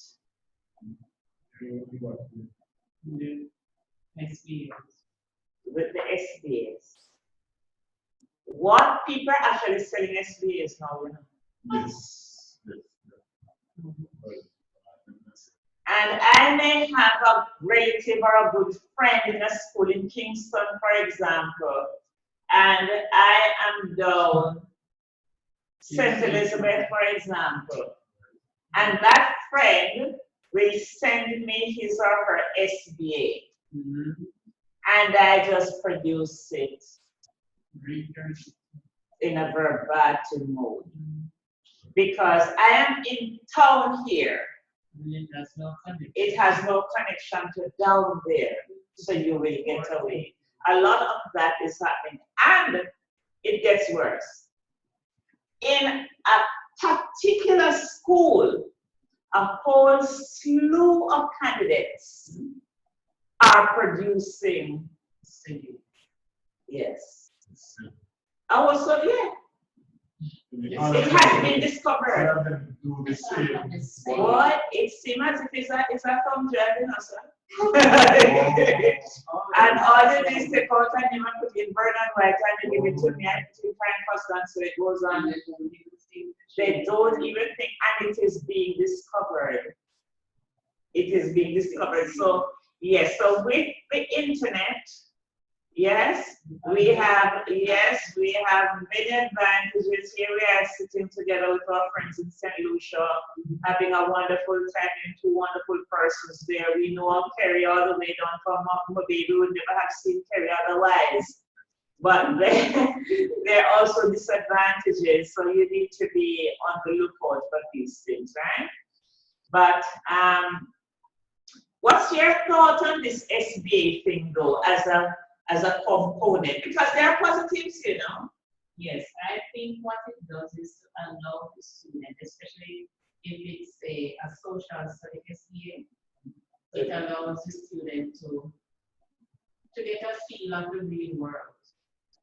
Because I remember my brother, he had an SBA to do, and his job was to go and do interviews with business persons and to write a report and aspects of their business and so. So for me, I think what it does is to enable them to see a bigger picture of what businesses are about and to sort of gear him in the future to know what to choose exactly to do. So it has its positive, but it allows him to express himself and also to use of English language. Right, I'm glad you turned it in that direction because you're doing a course in English. Yes. And so we will have to try to confine our ways of thinking to the English curriculum and English examinations, yes, and to see the benefits to be derived.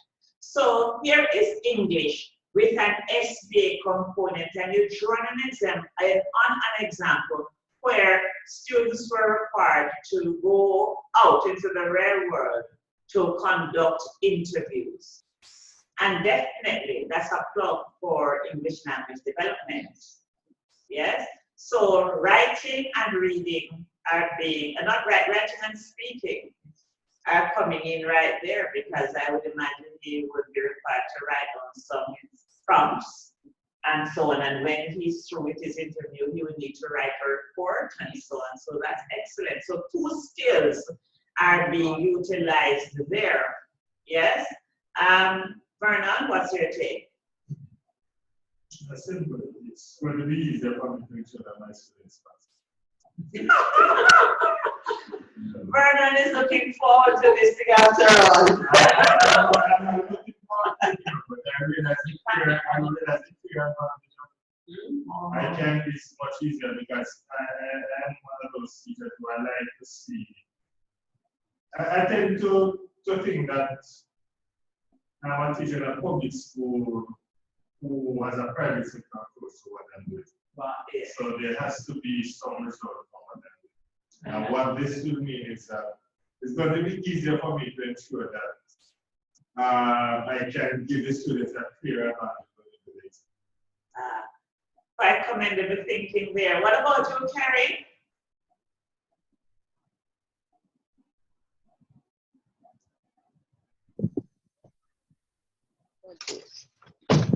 Oh Lord.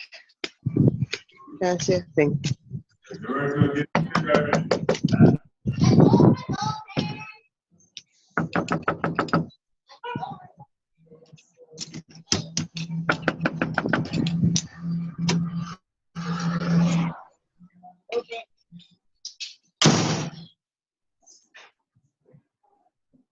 Hello?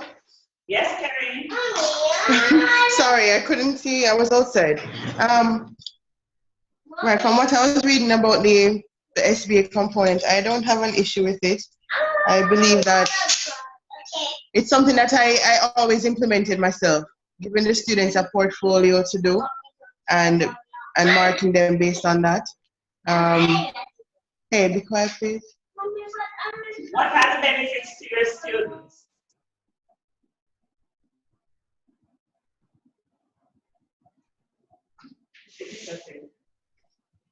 Well, for one, as you were alluding to it earlier, it's an alternative assessment, and it really gives the students a chance to work under their best conditions, right? Because we know that the exam condition is not necessarily the best one, and so when they're able to work on their own, that is the best condition, and that's where they can really and truly see the writing process at best. You don't necessarily see the writing process working out in an exam, but they'll see it happening over time while doing the SBA. And there's a formative component to the SBA as well, because when you give a task, it's a matter of the students getting the opportunity to do the task, to get some feedback from you and peers, to go back to it. So it's done as a draft system, you know, that they don't get that kind of opportunity during an exam.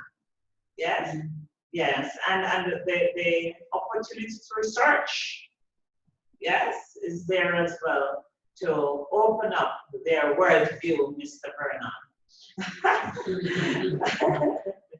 Lyra and Kira, you are used to SBA, I suppose, from your disciplines. Say that again, please, Ms. Foster. You're used to SBA from your social studies discipline, aren't you? Well, I do Spanish and there are no SBAs in Spanish. Oh, so the Spanish you're doing now. Okay. Kira? Well, that was Kira. Oh, that is Kira. Lyra? Well, yes, I've always been teaching SBA subjects, SS history and geography. In my experience, in as much as doing the SBA is challenging, I would say particularly to the teacher, Yeah. I wouldn't really say to the student, because as you said, you identified all of the limitations of SBAs. They can copy work from other people, which the majority of them do. They procrastinate until the very last moment when the SBA is almost due. They bring you some scrap of writing that you have to try your best to manipulate so that they can go in with a kind of mark that will help them. And that's a very, very important point there, you know, that I was about to raise as well, because Vernon is a neophyte to this thing, you know, so he has to understand what really obtains in the real world. You know, Vernon, I've seen when there was a point when I used to mark as a 6E marker, yes, I used to mark the SBAs. And mind you, they're marked by the school, but they are remarked by 6C, yes. And I've seen where it was quite obvious that the students had not done the work at the specified time set by the teacher. So the students seem to have just come overnight. Or this teacher did give timely feedback, but the student didn't do anything about it, because what was submitted was the teacher's response for writing sideways, vertically, diagonally, horizontally, everywhere on the paper. And I'm saying, why didn't the student redo the work according to the teacher's feedback? There are so many of them like that, and I'm saying, why? How come? What's happening? So there's this last minute rush where they don't do anything, they refuse to do any changes, as you know, as you suggest. And then you just have to send up the work as is. Well, there was actually one case, there's actually a case in the Yes. The samples that were called for, at the time that the samples were requested, young lady was off campus, could not be contacted. They needed it to take in the next day, and that was about 10 or the evening. And we just had to send that sample that had been marked and remarked, say that really, although that I'm worried because she has a 51 or 60. Okay. Well, my dear, this is now when you have to learn now how to separate the emotions from the pedagogical side of you, because you may end up being treated at the Bellevue Hospital. Yes. But you know, there's that. And this assessment method is done for 6C and 4K. Yeah. So you will not escape as a teacher of English. Marking is done by practicing teachers. And to qualify, it means you need to have, they want you to have a degree in your area of study, and they want you to have at least 2 years experience. I would like to say something, because to qualify, one has to be in teaching the subject for at least 2 years and also a degree in the area. I mean, right now I don't have any interest in marking CXC, but at a point in time I did try. I think 2 years in a row, they never selected me. But I knew of people who had no degree in any of the areas, but they were marking constantly. PE, all sorts of subjects that people have no degrees in. So I don't know. Yes, marking CXC is something that you get into it through some kind of friend or contact. Wow, well, because we know right now that everyone who is selected, who I know of, and I know many of them, some of my own students, they have their degree in the field, and all of them, for example, work marking English. They are teachers of English. While I am not teaching Kate myself, because I teach teachers to teach, I automatically qualify. But it is sad in your case there, because, you know, it goes down to the third point on the screen. One of the important features of marking is standardization, so that markers give the same grade for similar responses. I am a table leader, so I actually am not the first marker. I mark the markers' work. Yes. So I'm a table leader. Yes, to make sure, because you'd be surprised to know the number of slips, the number of misinterpretations, and so on, right? And it starts, the marking starts on a Monday, but our work really begins before the Monday, because you have a structure where you have the chief for the particular discipline. So you have a chief for 6C English A, a chief for B, a chief for Com Studies, yes?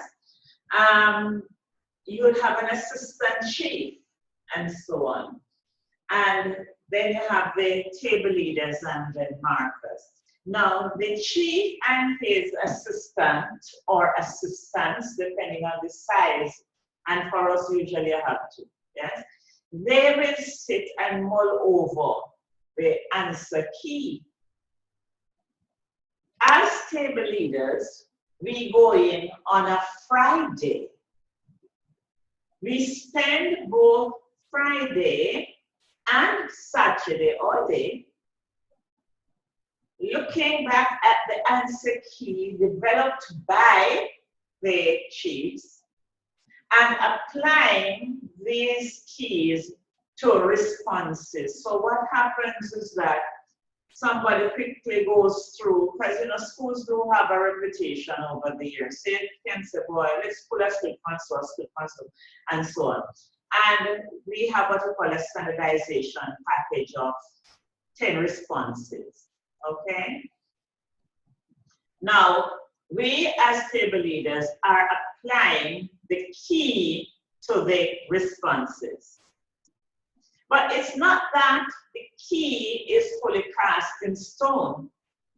Because if we as table leaders can see a possible response not recognized by the chiefs, we can substantiate, yes, our response, and it is included. Now imagine if you are not a specialist in the area at all. It is possible that there are responses not seen by the chief, but you could not come with those responses because that's not your area. So you're just working slavishly without applying critical thinking to see loopholes. You see what I'm saying? And sometimes the student does not have the answer clearly written, so there's a language issue possibly. But if you really read the thing as a whole, a holistic approach to the response, it is possible that there is something, not the full mark, but there's possible that there is something in there. If you're not very au fait with your discipline, that could also escape you. It has happened many times, even people who are au fait. So to get people who do not know the area to mark, I don't know how that works. You have no knowledge of the Yeah, I don't know. Miss Foster? Yes. Right, so I'm hearing you, but all right, so this year they've done the e-marking, right? Yes.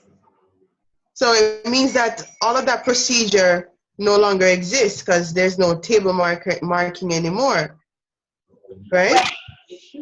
Okay. I'm listening. Go ahead. You finished? Well, that's what I'm verifying because I think I heard something of that sort, that there's no table marking anymore. It's just some teacher sitting around the computer and marking, and you're possibly hoping that it's that teacher that's marking the paper. Okay. And not somebody else. All right. Let me try to shed some light on that. First off, it's not right across the board. Okay? So, for example, I'm a CAPE, remember that I'm a CAPE from studies marker, not a 6 English A marker. I've only marked 6 English A once when they were in problems, and when I was through, they called me about 10 o'clock at night to come and assist them the following morning. You understand me? So I don't mark those things. But for com studies, paper 1 is marked online. They will have a hard time putting my paper online because it is hard to mark. I mark paper 2, module 2. That speaks the language, variety, and so on, all right? The English A is being marked online, but there is standardization, and there is a thing called figuring out the system. As to put it crudely, yes? So you are indeed standardized online, and incidentally, your computer has to be up to date and up to the time. Because even something as simple as your computer not saying the same time as the base time, you're in trouble. Everything must be on point with your computer. All right, good. Now, you're standardized and you are set to mark.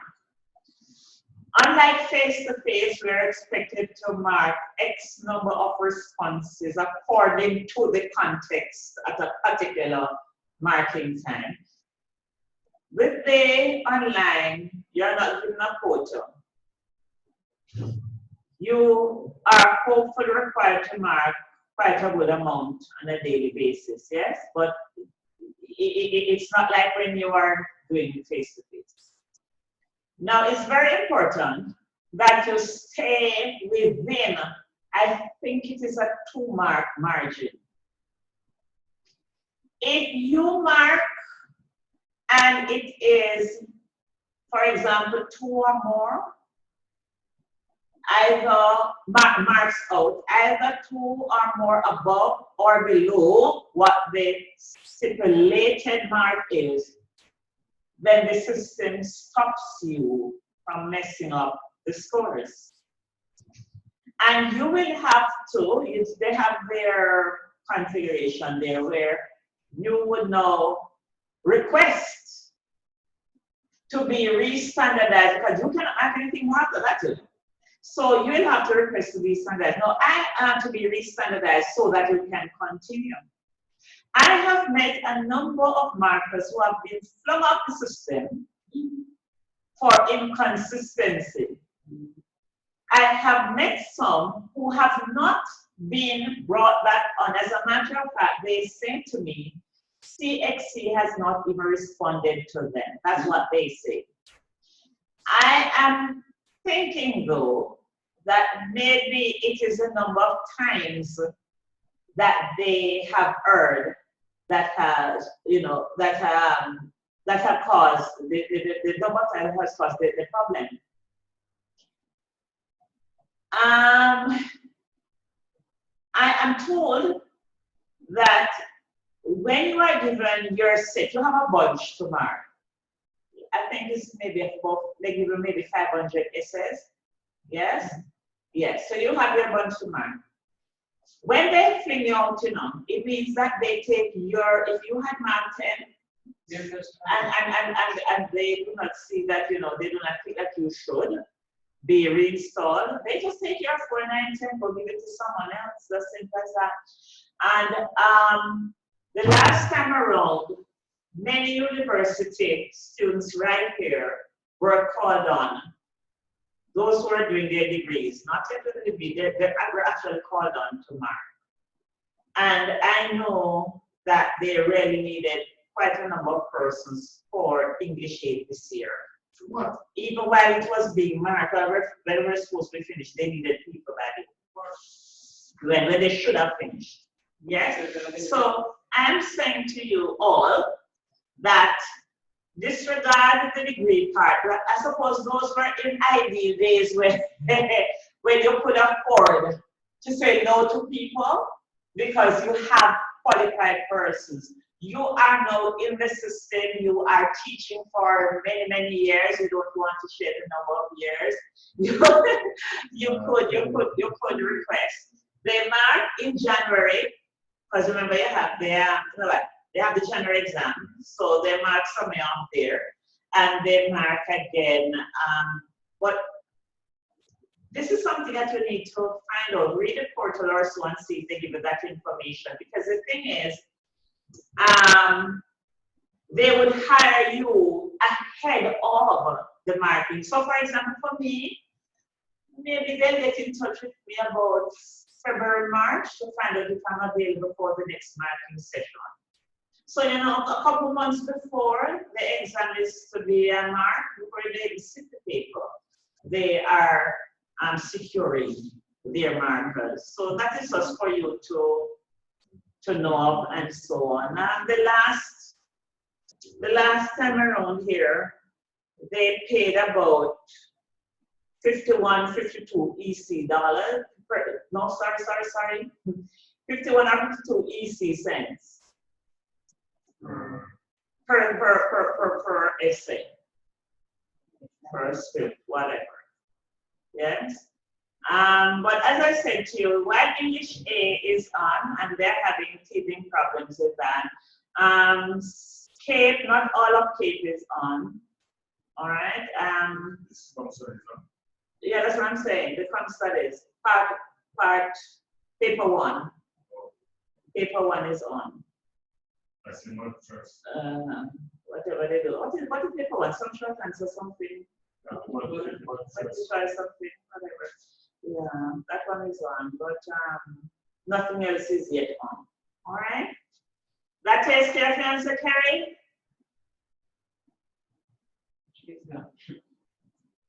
Terry is in another world, isn't it?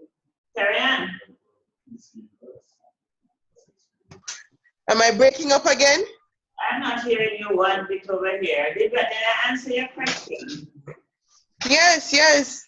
Okay, so if Okay. someone is not doing as that person ought to, the system They get kicked out. is protected. Right? Okay. All right, good. And I explained to you that in the face-to-face component, you will have a table. I can't believe that you people are turning off the phone. You can't do that. Yeah. There's a table, 6 persons around the table, and a leader. Yes, so the 6 will mark, they can collaborate to mark as well, because you standardize them too, before you mark them, before they go on to live scripts. And while they are marking, they can conference with each other about something. And then they can conference with the table leader. And they have to pass over their packages to the table leader again, who will do a further check of the scripts to minimize any, discrepancy as it relates to the brain. A typical day begins at 8 and ends at 4:30. It used to end at 5, but in recent times, so well, I will send this particular PowerPoint, but there's one on this side that says 5, but that has changed. Okay, so a typical day begins at 8. You get a break at mid-morning, and a break doesn't mean that you go outside. It means that you get coffee or some kind of drink juice, along with if they ask you ahead of time to if you have a particular menu that you'd like to follow. Mind you, if you're a food person, don't go there for your food. Someone is not a food person, they grab the food and go in here. But I'm just telling that it is. So you have your fruit plate if you don't want anything else. But otherwise, they may give you a patty, which is rare. You may get patty for break. But what am I saying? For the 2-week marking period, you may get patty once. Sometimes you're lucky to get it twice. They usually give you corned beef, cheese, tuna sandwiches, and some kind of cupcake or something, and that's your break.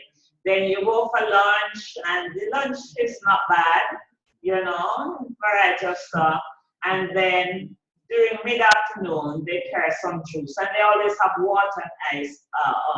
Most times they have ice so there, but they usually have water and ice for you. So they try to take care of you somewhat, yes. And if you use solutions, want to come to Markham Studies, you have a plane. They put you up, they take you on a plane here and they put you up in a hotel. Sometimes it's 4-star hotel or maybe a 1-star or no star, but you're put up, and these foreigners, we call you foreigners when you come here now, right? You on weekends you go all about tour Jamaica and so on, go to all these, they go. Come along here. Yeah, you can come along and enjoy yourself. All right.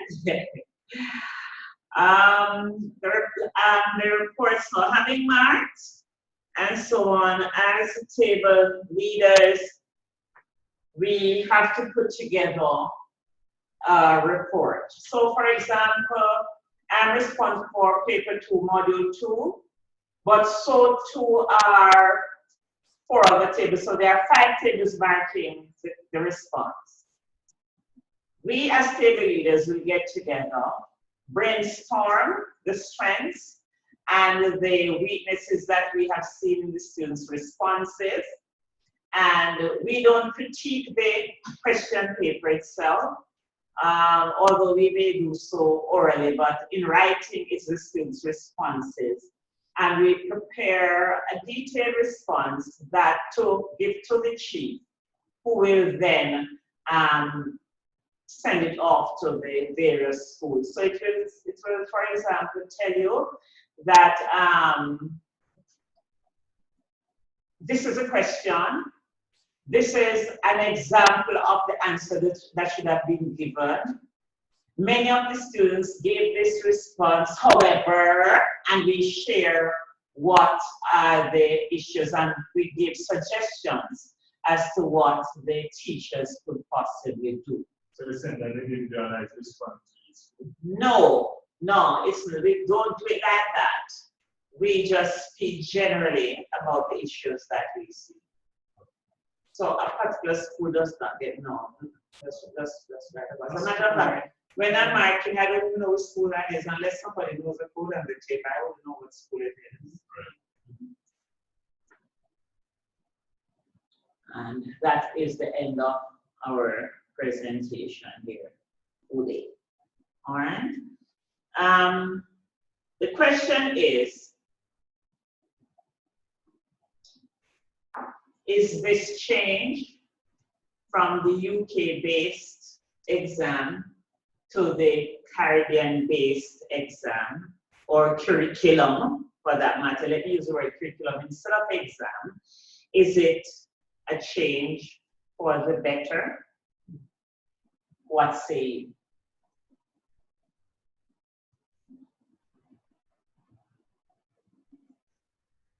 So you're asking if the change from the US. I think the change is for the better. It has empowered our students more. I find that the students are doing better in CXC.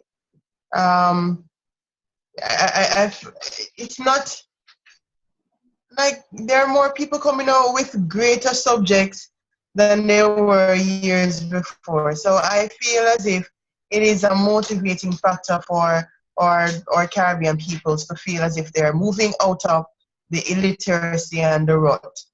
Yeah. So I see it as a way to improve, and it has been improving. It's a good change. Yes. Thank you. Kira, what says you over that? What say you? I also agree that the change is for the better. I think although the CXC might not be the most perfect exam, I think we can still see that it is of more benefit to our students if they're tested on what they know, what they're familiar with. Yes. Thank you. Lero? I'm in agreement with Kira and Kerry that using our own cultural, making the exams relevant to our culture is a little better, because as they said, the pass rate for the students has really gone up. But I would like to note that I have noticed something with CXC, that over the past few years, I do not know what marking scheme they have, but you said something once that got me thinking. That you said that the way the grades are determined for CXC is based on the highest grade of that year. So it's not like a 1 is a set score from 90 to 100. It depends on how the students do. But I have noticed that with the CXC examinations, every year it somehow gets a little easier. I don't want to say that they're dumbing down the exam. I don't want to say that, but I have really noticed that, because, and it's not just in my subject area, I'm noticing it across the board. Because whenever I compare the exams over the past years, I noticed that they're making it simpler and simpler for the students. This year for geography, I was so confused. I mean, I am teaching the students a geography syllabus, and I'm going out of my way to teach them map reading skills. And the map reading came so simple. So simple. 2 marks. Questions worth 2 marks. No question was worth 6 marks. I mean, every year the exams are getting easier and easier. So that is the only discrepancy that I have. I'm kind of confused as to, the quality of the exam and what exactly it's testing, because if the exam is getting easier for the students, does it mean that our students are not doing as well as they should be doing? I had that same question too, but now I'm wondering if the exam is becoming more appropriate. If it is that before they were over the top. Because when I look at some of the past exams, and I'm saying, man, this is college work. Did they really give students this at CXC? So I'm wondering if now the exam is more appropriate and we believe that it's becoming easier. That's it. Vernon wants to say something here.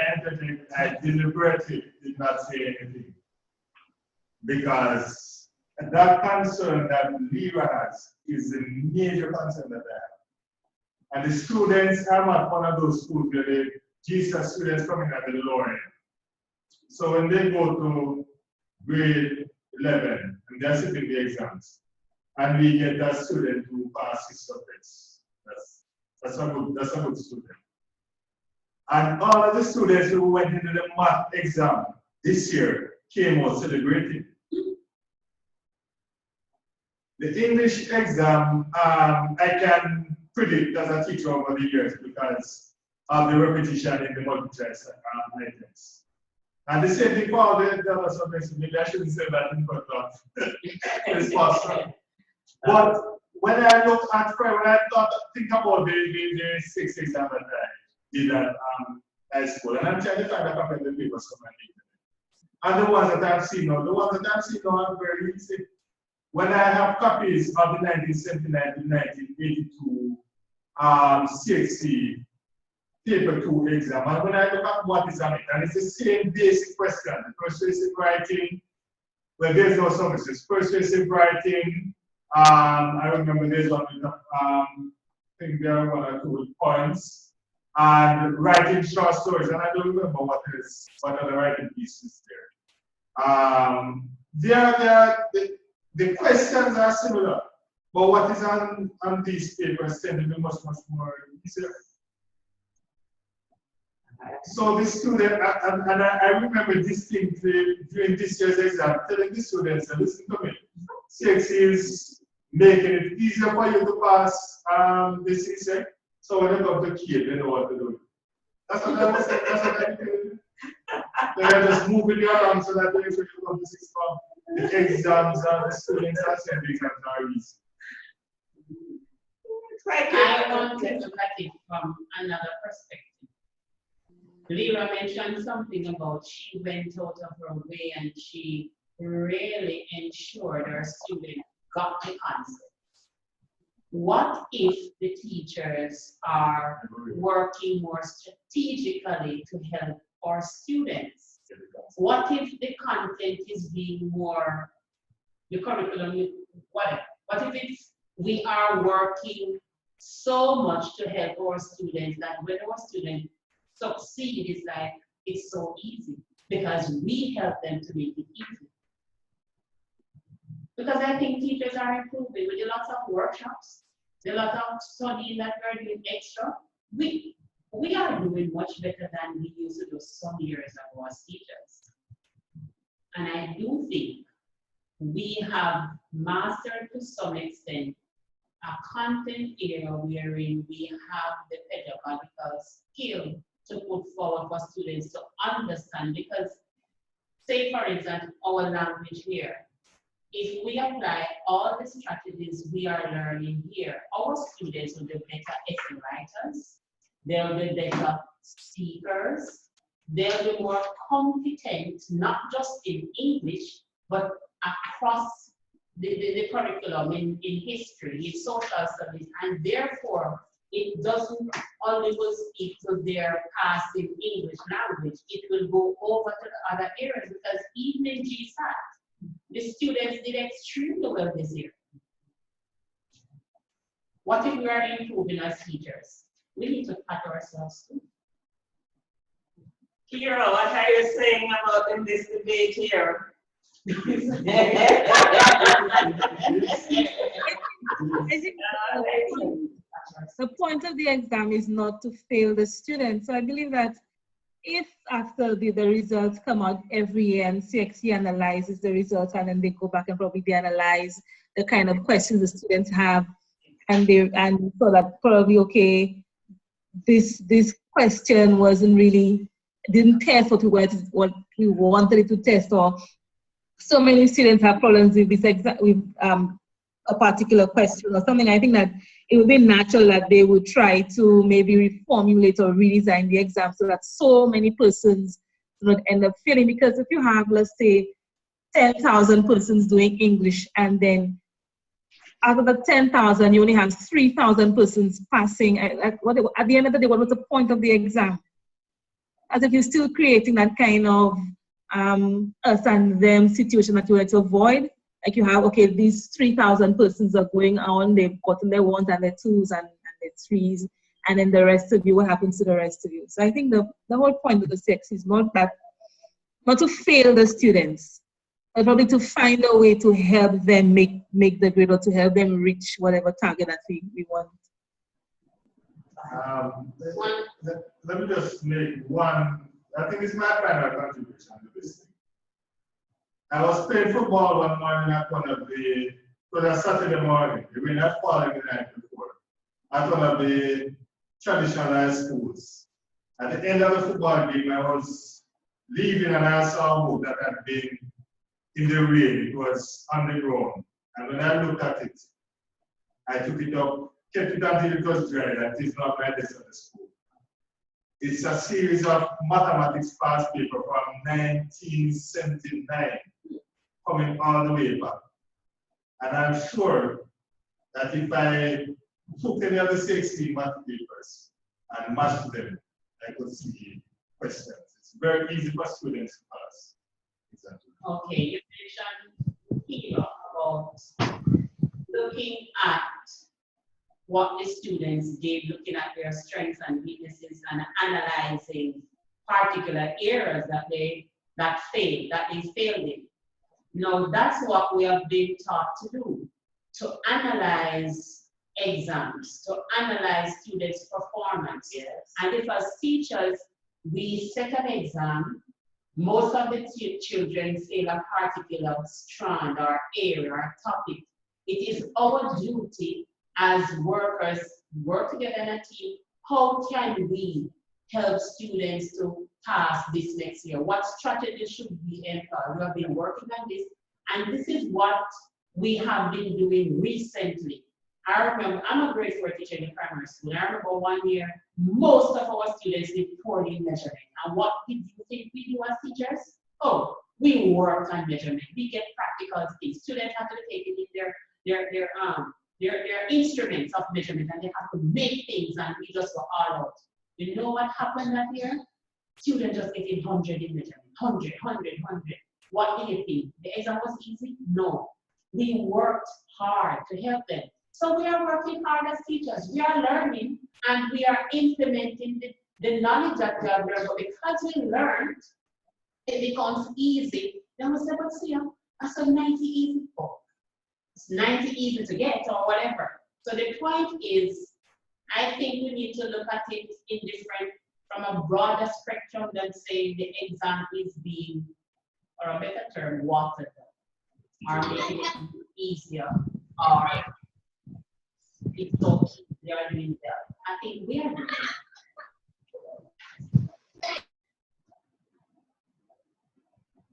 it. Okay. Now, may I put in my little 2 cents now then? You all came up with some really invaluable comments, some questions that were really probing and so on, and rightly so.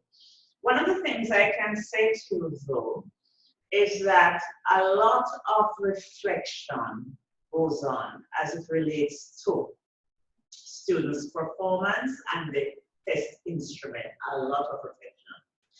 CXC has even decided to employ persons in testing and measurement. By the way, these persons have their PhD in testing and measurement. stick by note from last time, to look at the questions, to see the extent, you know, the quantitative specifications thing, to see if really the exam matches the emphases and so on of the curriculum and so on, right? When a student, even while marking, you know, when too many candidates are not doing so well on a particular question, a red flag goes up right there before you finish marking, you know, because you see, so you're finished with the scripts, because the ideal figure is you have a folder, it's called folder, with 10 scripts, that's the ideal package. And so you're through with them, you see territories from move them out and so on, and they go through a different processes once they have been marked. And they are able to flag certain things, and they start to reflect. What is it that is happening? Yes. And they have even changed. What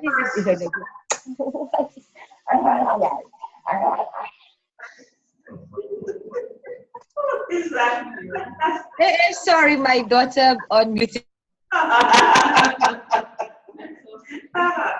They have what does I say here? They have they have other persons again who look at the ways in which questions are set. Because when they look at the numbers, remember, for example, when we did the brand article there were quite a number of, like, what was it again? 50-odd percent. There was a large number. Remember when we did the brand article and Brian had looked at some the failure rates and so on in 6. Was that a slide or we looked at it? No, it wasn't a slide. But we were looking at that and to see that it is really appalling when you look at the number of students. I can't look right now, but anyway, there's a huge what do you call it now? Set of failing students as it relates to CXC, yes? And what is more appalling is that you have another set, what you call the eligible cohort, because when a school says they have 100% pass rate, it doesn't mean that it's all the students in this cohort of the 11th grade cohort who did the exam. That is also a hidden figure. So when they say they have 100% passes, sometimes 100% means 100 students. When the cohort of grade 11 has maybe 400, we have to understand that. So we're not doing as well as we ought to. And then again, I'm going to ask you now to look at the American system. I remember once having dialogue with a former principal here because they had asked me to be a part of a team that was looking at students' performance in English when they came in for their proficiency test. And the majority of them were failing. And his comment is, he cannot understand how it is that even some students, no matter what past 6, who come to do the proficiency test and who fail and who are not accepted, later go to an American university, they're accepted when they're there, and they come out and seem to be better off than the student at the University of the West Indies. Remember, that is like a reject, or near reject of the University of the West Indies. So but it's a, sorry.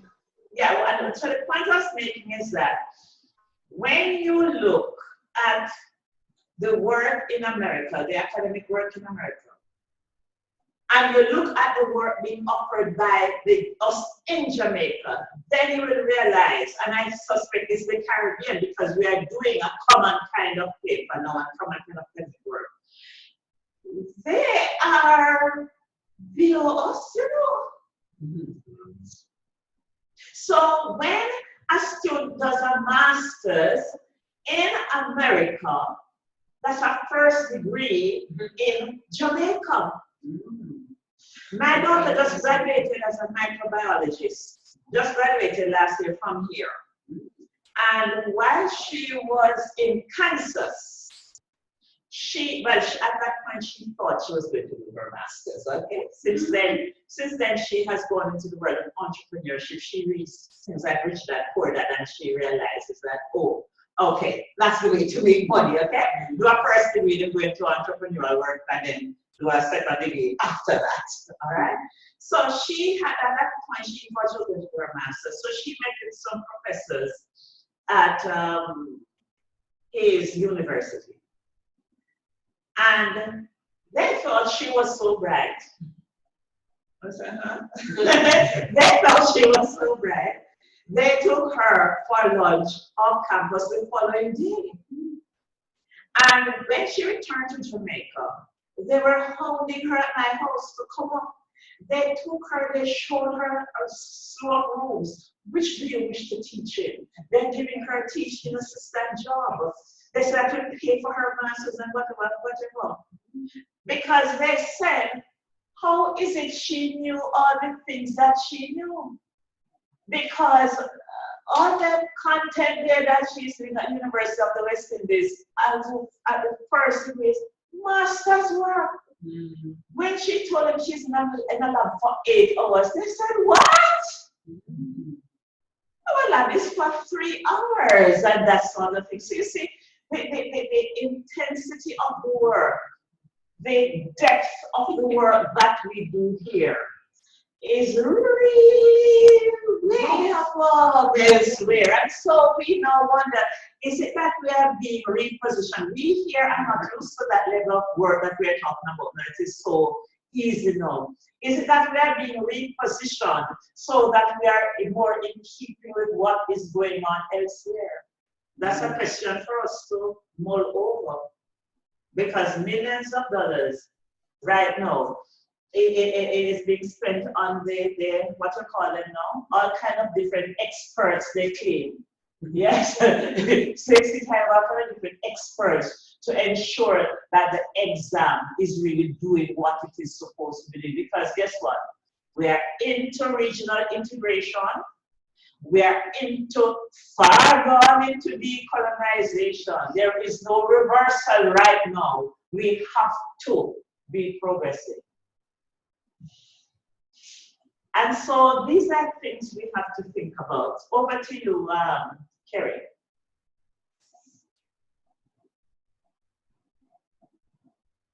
I forgot my point, but what you were saying, I was really thinking about that though, in terms of the American standard. I don't think it's a standard really, but as I said before, the CXC CXC now recognizes that the exam should be appropriate, right? And that you shouldn't have a large cohort of students failing really. If it is that your ultimate goal is to see people move beyond the level, the poor level that they're at. So I believe that CXC recognizes what they should be doing, and that's why we see it, or we think it's easier. But I want to also touch on a point that Kira made. She mentioned the academic elite. It's something that we suffer from in Jamaica, where we have those above us who are absolutely bright because they passed, 8 CXCs or whatever. Now we're seeing more students passing, and what that does is that it blurs the line of the class division and the subdivision that we have in the Caribbean. And I think that's where CXC should be heading. That's where it should be going, in blurring that line where there is any elite in our society, and that everybody has an equal chance to become something. Yeah, because how can we live to the region without an educated set of people? We have seen how much lack of education is contributing to crime. And it doesn't mean that the top criminal is not educated. Far from true, he is extremely educated. But then he can manipulate the minions, the uneducated minions, to do his bidding. Yeah. And so we have to be very careful there. And there was another point too that came to me, and I said I Miss was Foster, my points, and I forgot to document I would something. like to just add one last thing just before you go to your with regards to CXC trying to ensure that students pass the exam, and probably that being the reason why the exams are more student friendly now. I think also that they need to ensure that their curriculums match their testing abilities, because if they are going to be testing the students on a basically lower grade, then I think they need to ensure that they do not have us teaching all of this extra content and extra skills that at the end of the day will never get tested. So it's not a balanced playing field. That's what I'm seeing for my subject areas. Okay, so there's the examination syllabus that we are following probably need to suit the exam. Yeah. Can I say something? Yeah, go ahead, Kira. Yes, I do think that we need to remember that we are not just teaching our students for CXC, so just because we think, okay, this thing is not going to be tested doesn't mean we mustn't teach it. Yes. Mm-hmm. Coming back to the days of a wider world view. Yes, yes. So not everything that is taught will necessarily be tested, but then you have to ensure that the students get wider exposure. Yes? All right. Thank you very much for that exciting segment of the lecture. We will now go for a break, and when we come back, we'll be entertained by Lyra. Okay.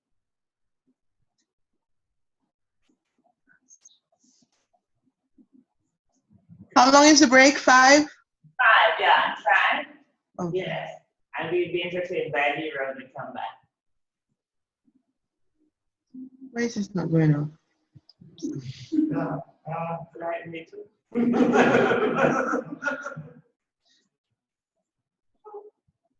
Okay.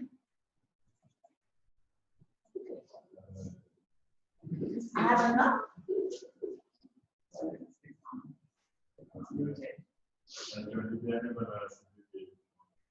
That's, I think he was here. I'm saying it's going to be an everlasting debate. Yeah, sir.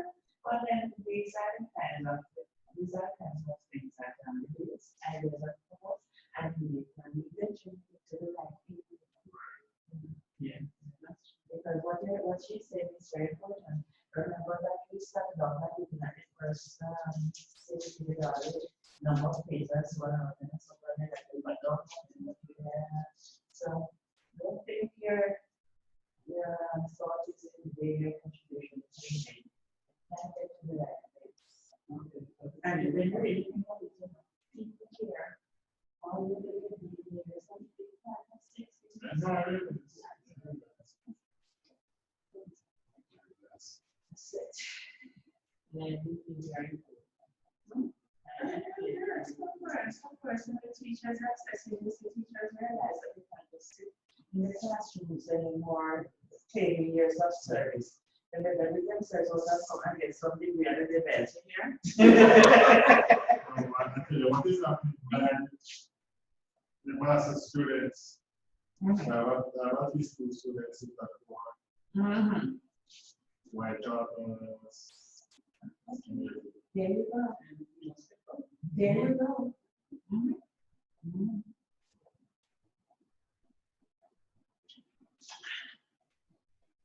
The scale, where is she? Yes.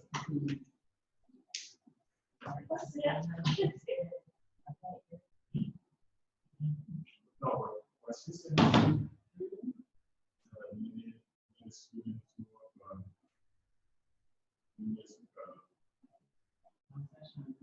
students who are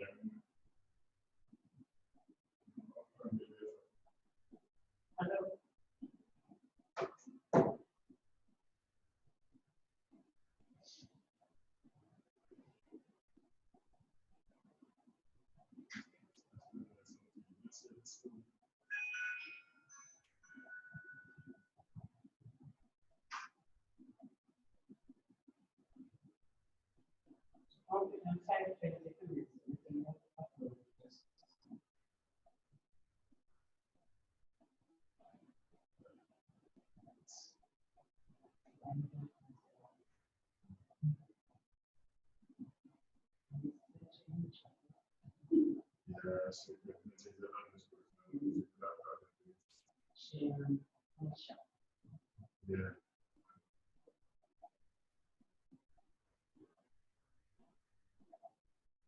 Hi, Lady Fatima, how are you doing? Sounds well. That good the gentleman has been having lots of visitors.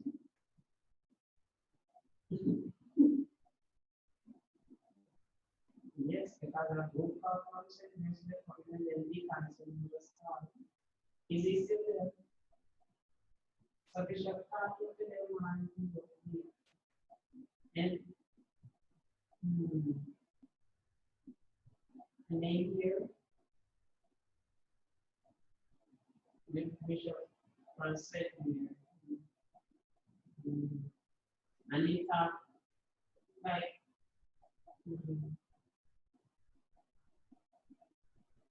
go ahead. Obviously. You know, we take a contract, okay.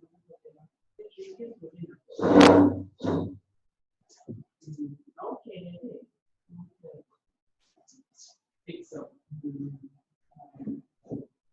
When I look at it, I'm just saying, oh, see? It's a perfect. I have to turn on the cord because it's a so, oh, one is already, I guess, advanced. Yeah, take your medicine.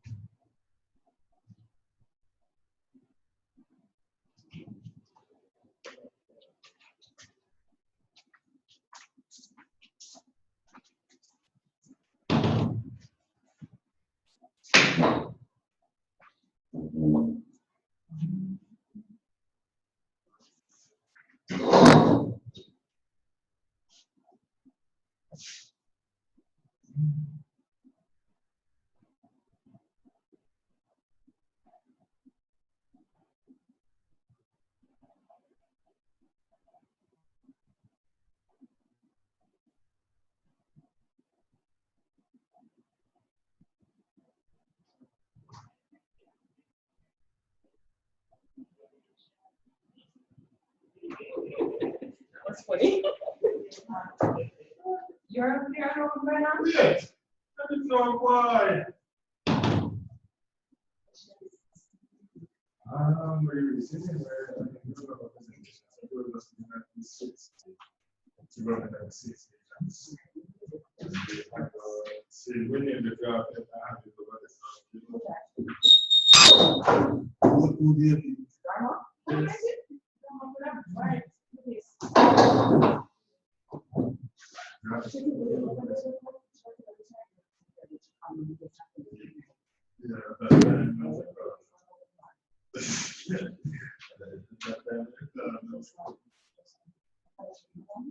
Yes, there is. Yeah. Yes.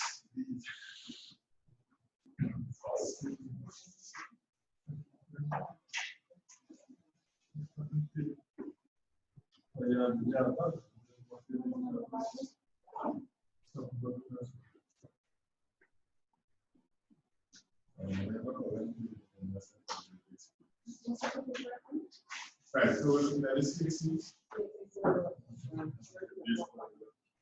60.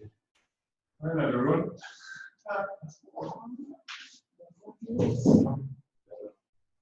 Right, so Every time we call it on your phone, no, because it was ridiculous. That's a super.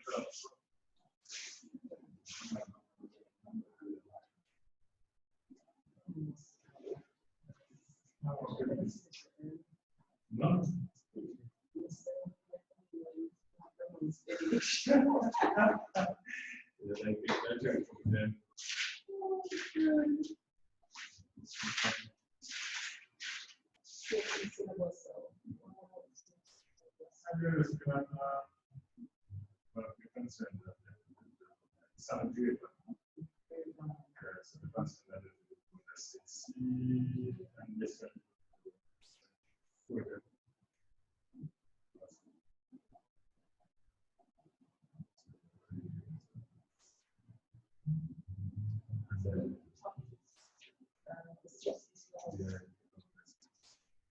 You have addition.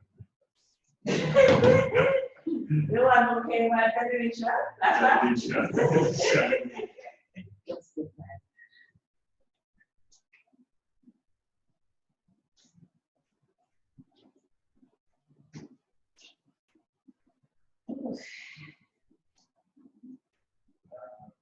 Is it possible for us to get an extension of the name of this?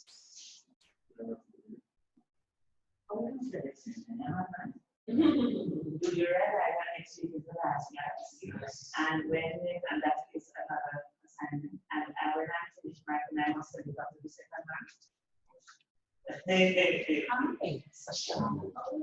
When he was send it to me, because we set up, so the only thing I could do for you is for you to send it to me on Saturday. We will have to order that. You understand what I'm saying? So there can be no long anything in terms of due dates, but it has to be sent off to the second round, and dates are due by certain time. So this is the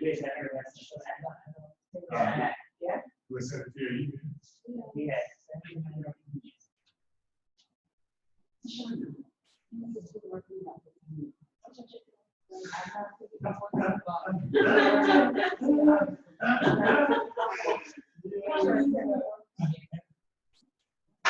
All right, we're back together once more, y'all. We have Mr. Shauna here at last with us. She has come almost at benediction, but she's here nonetheless. Lero, are you back with us?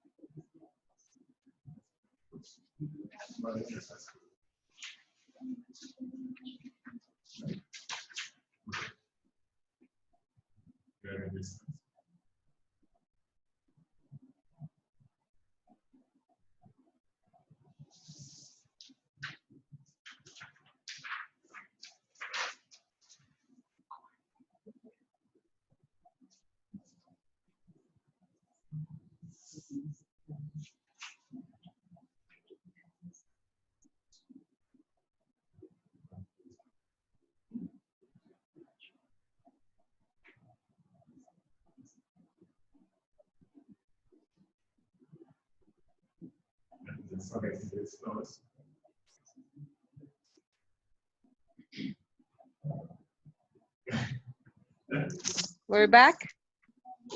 Yes, is that Lero? Yes, okay, let me start sharing the screen. Okay, Jennifer, we are now ready. Lero is was tasked to get two guests, there's two guest speakers now, Lero? One guest speaker. Speaker. And Yeah. Lero, not the guest speaker, but the guest speaker couldn't come to us, but being the astute student she is, she made sure that she got it all taped to share with us so that we can all benefit.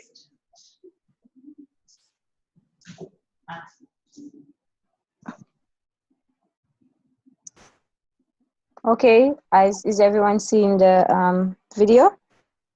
Yes. Okay. Okay. All right, so we'll just listen. Here's what it says.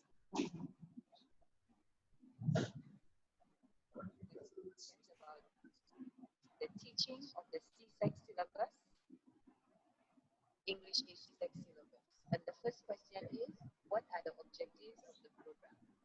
Oh, we have a volume issue here. Okay, what's the matter?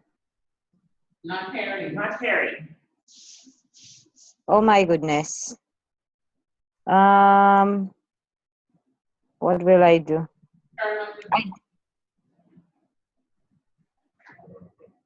But why is that? Why is it not? Oh, are you hearing now? Are you hearing now? Hello. Were you hearing now? Go ahead. Were you hearing a while ago? A little better. Oh. Let me see if I can bring up the volume another way. So, I did send you the clip, you know, of Miss Foster in your Gmail account. So you're wondering if I hear it better. I sent it to your Gmail account on Google Drive, so Yeah. I don't know if. All right, let me see if from my end I can get in. Let me know. Let me try to see if I can bring up the volume. Because which one did I use? Was it this one? The rest of them.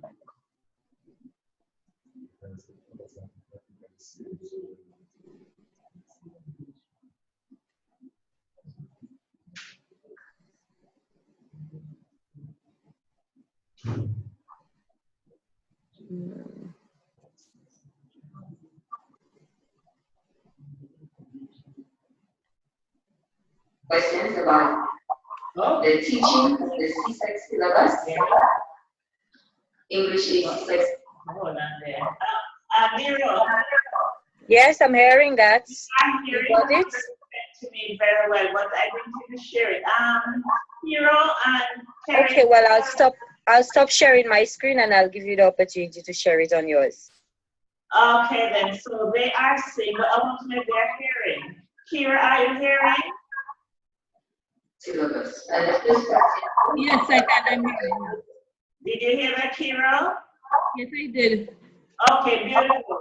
So we will then work with my screen. Okay. All right. So I'm going to start over. Questions about the teaching of the C-Sex syllabus, English is C-Sex syllabus. And the first question is, what are the objectives of the program? Students who pursue the English A program should be able to explore receptively and expressively the three major literary modes, namely drama, poetry, and prose fiction, in order to become aware of the major functions or the functions and purpose of language. And in doing so, they will discover the four main components of language as listening, speaking, reading, and writing. And in essence, the English syllabus is an integrated approach to language teaching, and it enables students to appreciate the holistic nature of language learning. It emphasizes the development of oral and written language skills, and in that end, the student is supposed to be able to communicate effectively in standard English. So that's basically the real objective. Okay, thank you. So what do you consider as the positives of the program? For me, the positive of the program is the fact that students they see English as an integrated approach. You don't do spelling on its own or grammar. It's a holistic language. So you do speaking, writing, listening, all together and reading all together. So they see language come alive as just one component as opposed to just individual ones. Okay, thank you very much. So another question, what issues do the students face in following this program? Okay, for me, from my experience, I have taught at a low end secondary school. One of the main issues you have, students who come to the secondary school, they have the basic English skills, and if they do writing skills, it's difficult for them to follow the program because the program can be very rigorous. There's a lot of content to cover. So if you have students who lack the basic skills, they will definitely struggle. Okay, do you think that the program caters to slow learners, or do you think that it mainly caters to learners that are average and above average? For me, I would say it caters for the average and above average students, especially when it comes to the examination. Okay. Why would you say that, especially when it comes to the examination? Yeah, for the examination you have 2 hours and 30 minutes, a lot to do in very little time, and a child who struggles with English, it's impossible for them. Okay, point taken. Okay, so what issues do the teachers face in teaching the program? From my, I can only speak from my experience. Yes. The issues that we face, especially at the school, when you have low end students who perform poorly, again, like I mentioned, when they lack the basic skills. And within the 5 years, there's so much to teach the students that if they lack the skills, it's almost impossible to teach them, to prepare them to write the CSEC exam. Okay. So we struggle with finishing the syllabus. Too much to do, with too little time, and depend on the resources. Oh, I see. Okay. Do you think that some of the concepts are above their level? Not necessarily, because the way the syllabus is like a spiral approach. Whatever you do from one method to form to build on.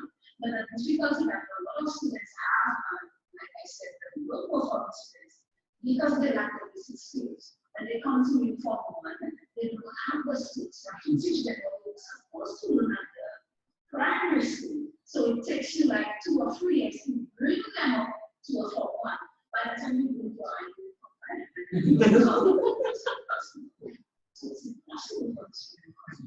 Wow. Yeah, that's quite a difficulty. Okay, what initiatives have been undertaken by your school to alleviate that issue that you just spoke about? For our school is a special school. Like I said, this is a school where the low performing students. One of the things we have done, we have grouped the students based on their needs. And what we do, we test them and they come from one. And we find that we have some children performing at a preschool stage. So you have to teach them the alphabet, teach them the sound. You know, the students in and we can't teach them the syllabus. So we teach them to recognize the letters of the alphabet, the sound, teach them to spell. So one of the things that we start to school, so students who are performing at a grade 1, at a grade 2, school, and those who are actually at the CSEC where they teach. Wow. That's quite wow. Do the parents of these students are involved in any way in the initiatives? Yes, because usually what we do after we test them, especially those like they go like 5 grade levels in blue, we call the practice of the children, and we will okay, the child is at the secondary school, but the child is operating as a baby. So do not expect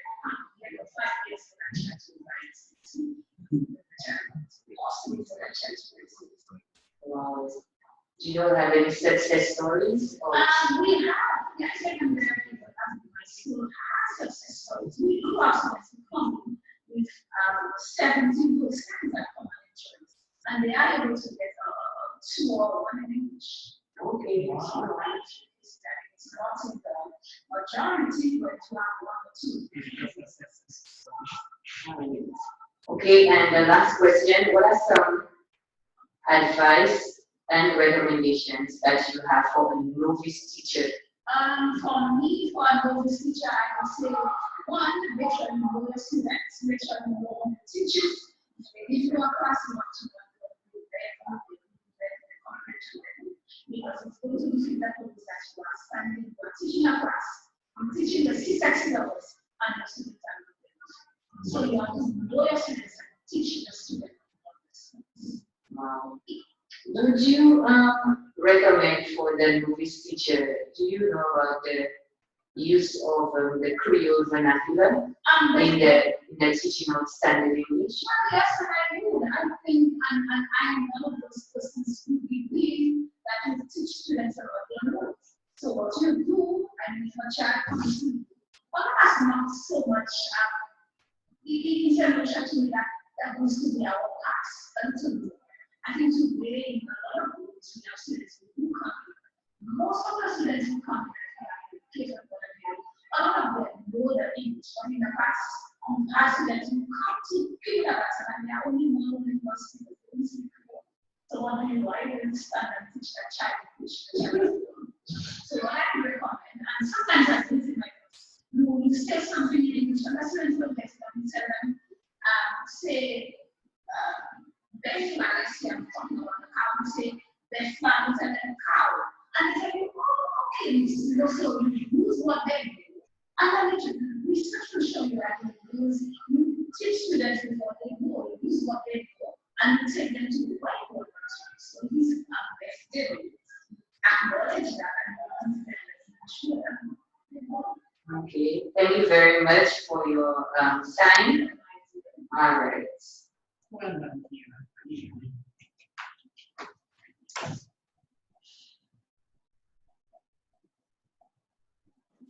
Okay, so that was the interview. She apologizes. She wishes she could have been here to take more questions, but she had a prior engagement. Oh, that was very good because yes, it would have been, we would have loved to have someone like that in here with us. No. Yes. Tell her we really miss her because I think she was quite informative. This is very important that we have outsiders to share with us, for us to understand what's happening.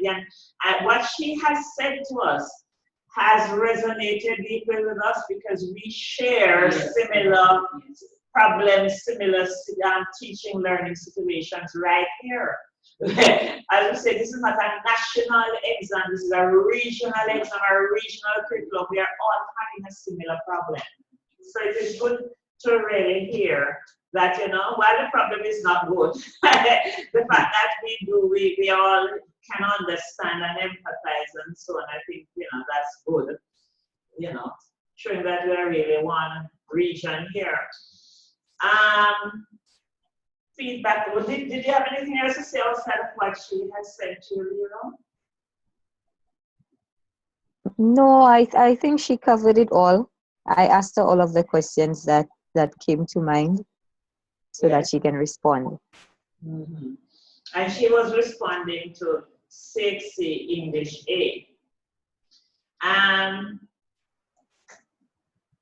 We are not surprised at her description of her student. She made it clear that she was not at one of the high-end schools. She said she was one of the low-end schools.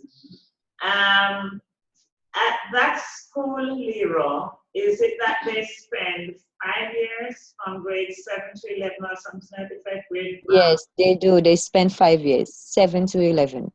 Mm-hmm.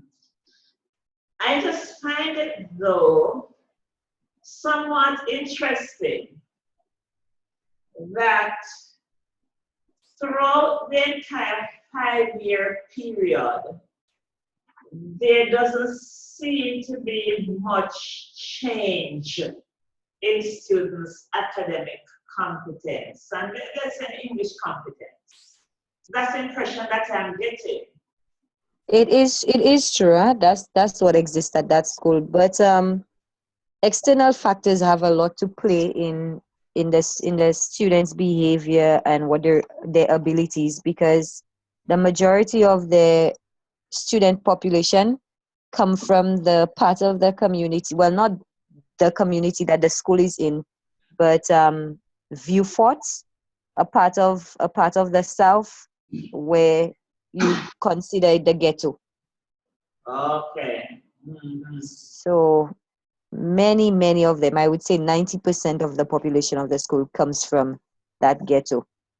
So maybe they don't have shared values and shared ambitions. So going to school is just maybe a drudgery. So they don't have English language as one of a subject that is to be passed, maybe. As a matter of fact, these students have no values. I don't see it in them because I used to teach. I used to teach in the primary school right next to that school. I don't. Again, and that's why I asked her the question. Does she think that the initiatives that they have tried to implement to alleviate the problems that they face with the students, do the parents, are they involved at all? Yeah. And she said yes, some of them are involved, but I believe it's very few, very very few. The students, most of them do not complete the 5-year secondary school program.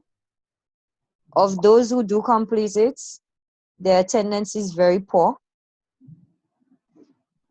They come to school. It's a real problem. They come to sometimes I meet some of them on the buses in the morning. Many of them look like they have not had breakfast. They look disheveled. They look depressed. It's just a sad situation. Isn't there any in terms of your country there, is it that you don't have initial social interventions that would address some of these issues? So for example, in Jamaica, we have some programs, for example, we have one called the PATH program, where the parents upon satisfying the relevant authorities that they are poor to the point where they don't have TV and those things, yes? They don't have inside toilets and so on. Then they are considered to be really poor. They will put them on this program and they'll get a stipend. I think it's bi-weekly. And the child should be enrolled and should in school and should be attending regularly as well for them to continue to get this stipend. And there is a kind of breakfast arrangement as well. You know, they send some kind of meal to the school and lunch so that the students' nutritional needs can be met and so that they can focus on their schoolwork. Do you have anything like that there? The thing is, this is not the secondary school that I teach at. I teach at the following secondary school, the one after this one. But I know for my secondary school, there is a welfare program. And Kira and I had a discussion recently, and there is also a welfare program at her secondary school. So it's implemented in many of the secondary schools, and I'm sure PI has one.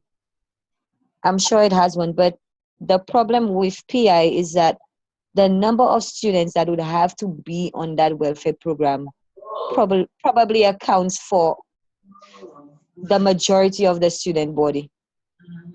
So I don't know how they manage it or how they go about doing it. I really don't know. But as she said, because what I was interested in, because afterwards I had a discussion even about how they go about teaching the students English when the students come in without the basic skills of even writing their names. That's The right. only reason they come to the secondary school is because of the multiple choice aspect of the common entrance exam where they shade, so they pick up some marks along the way. Some will be correct and give them some marks. And she said that because she studied in America, she has a master's in assessing on something like that. She's the one, she has designed an assessment test. And as soon as they come in the first week, they implement this test. So all the Form 1s get that. And from that test, she's able to identify what level all of them are at, and they're streamed according to their levels. So the teachers they have to revert to teaching at grade 1 levels, those who are at that level, at grade 4 levels, those who are at that level. So even the CSEC syllabus, some of the streams never get to touch that CSEC syllabus until sometimes, she said, when they get to Form 3, which is like grade 9. And she said by the time they begin that CSEC syllabus with them, the time is already so limited, they do not even get to finish it with them. There's an intervention program, no? Literacy intervention program in St. Lucia. Not that I am aware of. Maybe it exists in Castries, where everything is. Okay. Maybe Kira knows about that. That's the metropole. Okay. Because what I'm thinking of here, when I heard her say that some of the students didn't know the ABCs and so on, you see, while that is a reality, how you teach those students is going to take the skill, the expertise of specialists, yes, in the fields of language teaching and literacy skills development. If you don't have that expertise, you're going to be in trouble.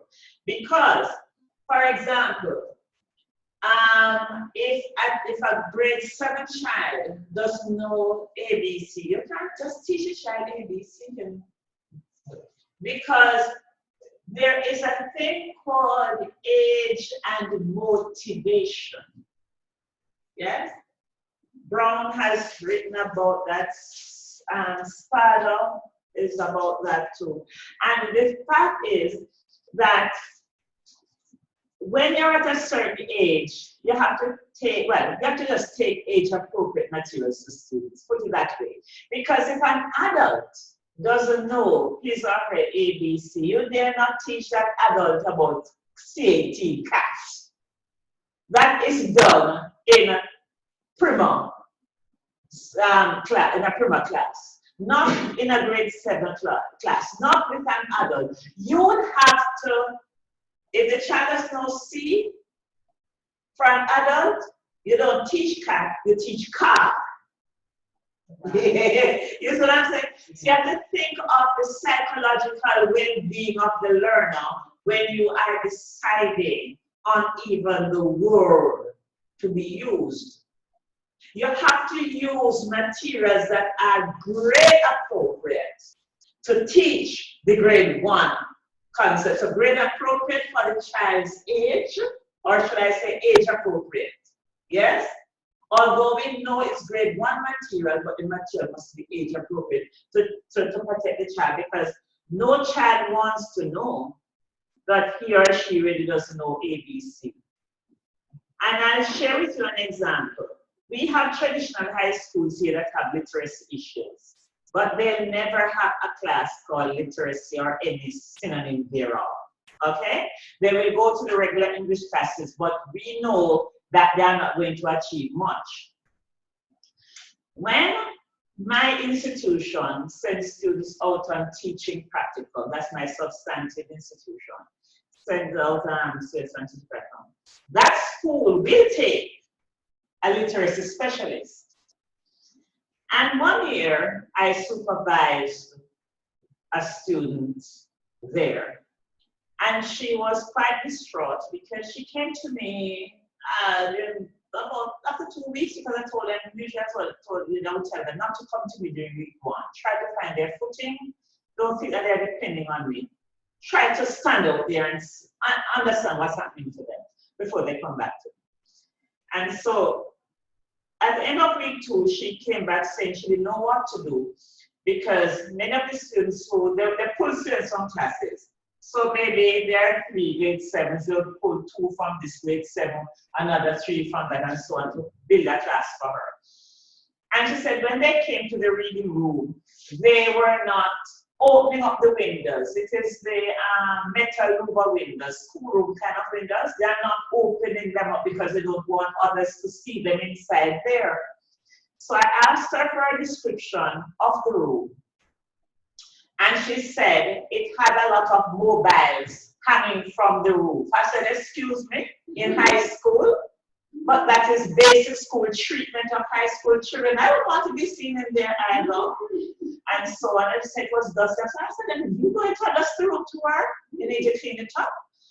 And I said, is there any library of any sort in the room? Because a reading room. She said, yes, but the books were not being used. I said, well, if dust is elsewhere in the room, I'm suspecting that the books are dusty and they need to be cleaned up and arranged in a particular way and so on. You know what I mean? And getting of mobiles and think of, we are a reggae country, we are a DJ country, and the school was situated in a music belt as well. So I said, these children are coming from places where dances are developed, where you have a number of music studios, they know the artists and so on. So use music as your theme to develop whatever skills that are lacking. Simple as that. And so, mind you, these students are not ABC students, but they were not interested, so they could not answer questions, they could not write anything. And she went into the newspaper, she cut out reading materials about some music person or other, whether Jamaican or overseas, you know. In taking on the mobiles, I told her to do charts of depicting current DJs and so on, put them on the wall and allow them to say something of some encouragement, say something encouraging them to read or something to that effect. And she did all of that, cleaned up and whatever. Would you believe me? She came back the following week to tell me that all the students were now in class and the windows were wide open.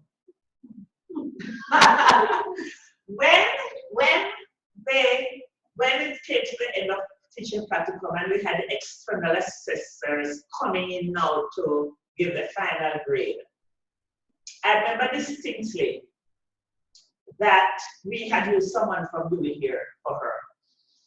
And I remember about 5 minutes to, at the end of the class, about 5 minutes to the end of the class,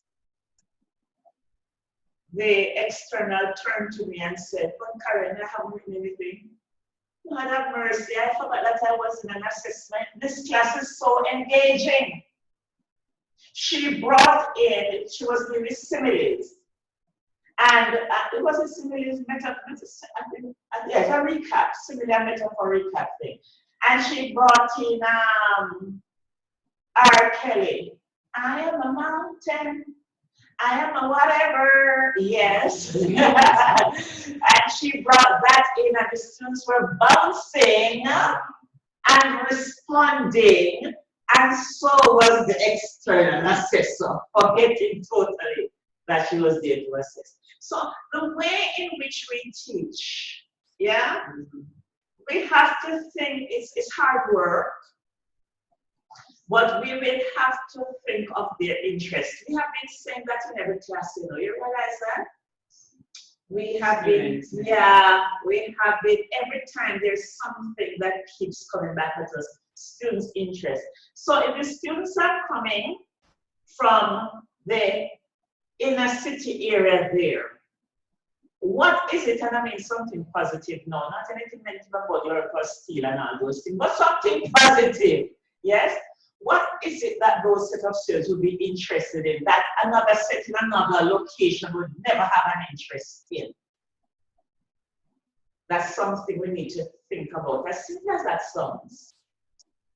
And because they have that level of interest, you're teaching them to use English in order to accomplish a task in their real world. It should make a difference. It should make a difference. Sometimes we have to dispense with some of the materials that are to be found in some of the textbooks because they were not written with that particular set of students in mind. Another thing too about this school is that they do ability grouping that can also be dangerous. That's a practice that has been discouraged by our Ministry of Education right here in Jamaica. Because if we are going to believe in Vygotsky about constructivism and the role of the more knowledgeable other in helping students to overcome their challenges, then where would that teacher be able to employ activities that reflect that kind of approach to teaching? I don't know.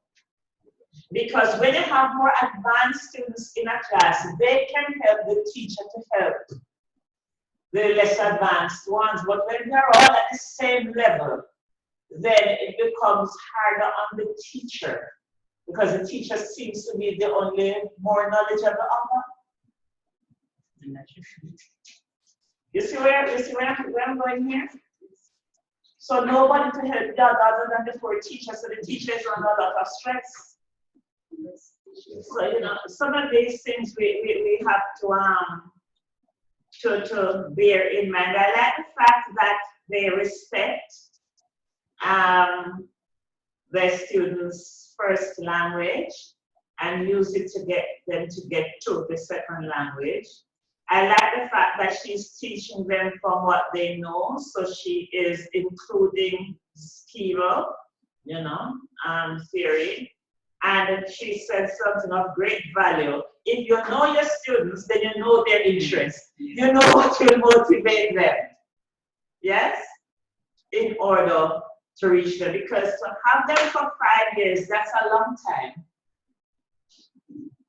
It's a long time to have them for 5 years. And it's a problem we have here too, where we have students for 5 years. And yet they don't seem to achieve much when they leave. Yes? And I would have to ask us as teachers of English then, to what extent are we teaching to the syllabus and not to the student?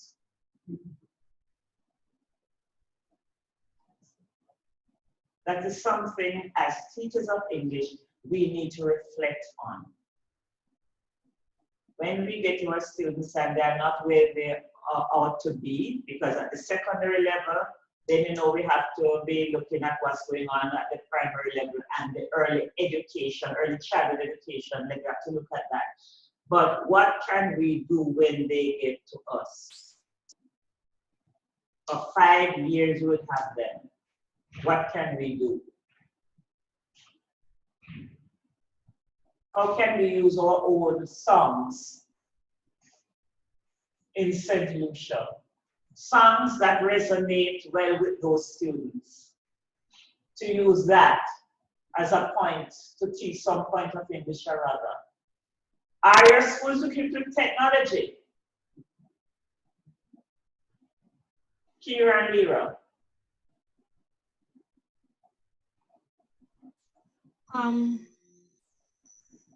In our school, the students, I think in forms 3, 4, and 5, the government gives them laptop computers, but they're not always used in classes. We were supposed to have an AV room. I forgot the name of the room, but that has a room where they would just have computers, not for teaching IT, but for use in other classes. But that has never materialized. So what about forms 1 to forms 1 to, where did you say forms 4 to, what did you say? Which groups? Forms 3, forms 3, 4, and 5, they have laptop computers. so what happens with forms 1 and 2? No, they don't have any computer. They're not allowed to walk to take them to school either. They're not given computers, and if they have, they're not allowed to bring them to school. Yes, okay. What about you said you don't have a computer lab then to which they can be taken? Yes, we have a computer lab, but it is almost exclusively for the IT and the EDPM classes. Oh. So if I like the Spanish teacher, I want to use the lab, I might like since there are classes maybe all through the day or through the week, there's really no chance to take a class across to the lab to use it. Would you say your students in forms 1 and 2 do care for technology? Of course. So you see one of the problems we have right there. Mm-hmm. Maybe we are doing our best as teachers, but the best may not be good enough because then we know our students, but we are unable to meet them where they are. You see? So we have to be moving with them, you know. It was sexy moving with them in terms of fixing the syllabus to meet their needs. So we as teachers and the schools, you know, because the teacher can do so much, but our schools also need to move with us. Yes? All right. I thank you very much. What was the story with Dharma? Was it you? You didn't get your people, you said? Was it you, Dharma, for Cape? No. Who was it for Cape again? I was supposed to get a Cape person, but yes, I spoke to at least 4 of the lecturers from our for Louis. 4 of them are on vacation. One that she had thought because it is so long ago, she didn't feel she would be able to make a present to the class. And the last one said that she was working on her doctorate, so she really had no time. Okay. Well, it's a pity we did not get that person to come on here to share with us in the same way in which the CXCA person came to work with us. But one of the things you can do, there are reports that you can get a hold of. You can go online and do your readings as it relates to that. What I can say to you, though, is that each year, more and more students are sitting Cape, that much I can tell you. And I'm talking about communication studies. Each year, a couple thousands more are added. What I can also tell you is that I have seen an improvement in the students' responses over time. Yes. For example, in their writing has improved significantly. Yes. They are offsetting their paragraphs appropriately. They are using transitional expressions so that the work coheres right across the pages. They are using topic sentences and so on. They're doing quite a bit of that. They are obviously, one of the things I find though is a bit of comprehension issue. You can see that the teachers are teaching the elements of videography, they know them. But one of the problems is how to answer a question. You know that is one of the problems? It's not that they don't know the answer. That's not it. If a child can tell you that if they zoom in on someone's face during a particular action, then you're better able to see something. That tells you something, you know. They tell you the person has on a particular color, so but guess what happens? They speak very generally without applying it to the given text. Now that is where the problem is lying for kids. The application of the information that they were taught. Yes. Yes, there's a lot of that. That's the problem. Yes, Vernon, you wanted to say something. No, I was just not my own experiences. Part of it is that the content is heavy. So if you're not careful, and students are really reluctant to buy the textbook, and I can understand the cost. So by the time teachers maneuver to the content, the time for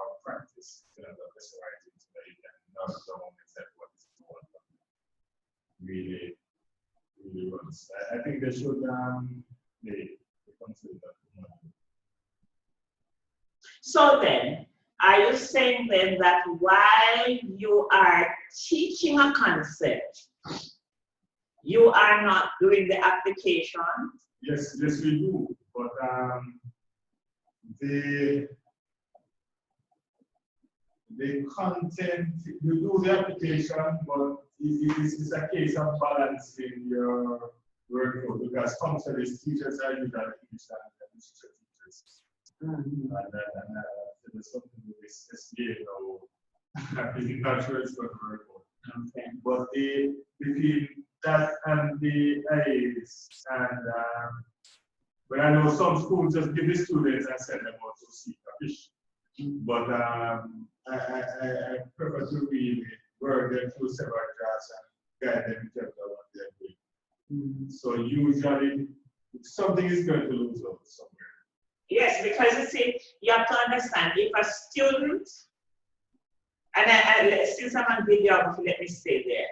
If a student is able to identify an element of videography, does so very well, does not apply it to the selected text, that's still yes or not.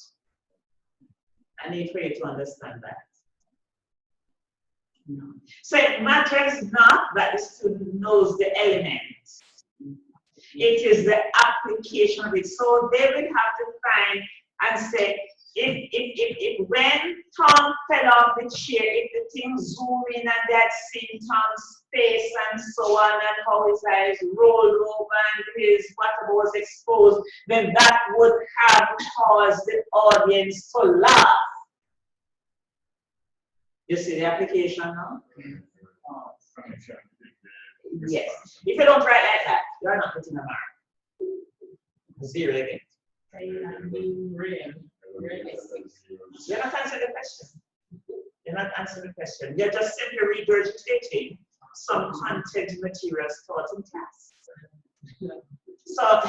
So teachers will have to reconsider, because the truth is that, you know, Vernon, while you would like to see the subject being separated into two chunks, it is not so. It is still one chunk. So to what extent can we then make our teaching be 20% and the students work 80%? So you have exposed them to the concept, now apply it to this scenario. So each class looks like that, an application, and they must now understand each time you are drilling it into them that this is the way you answer. If you just tell me, describe to me the element, you will get naught. But if you apply it the way you have, that's when you get the score. How about that? You understand what I said? I do understand. But the understanding of it is that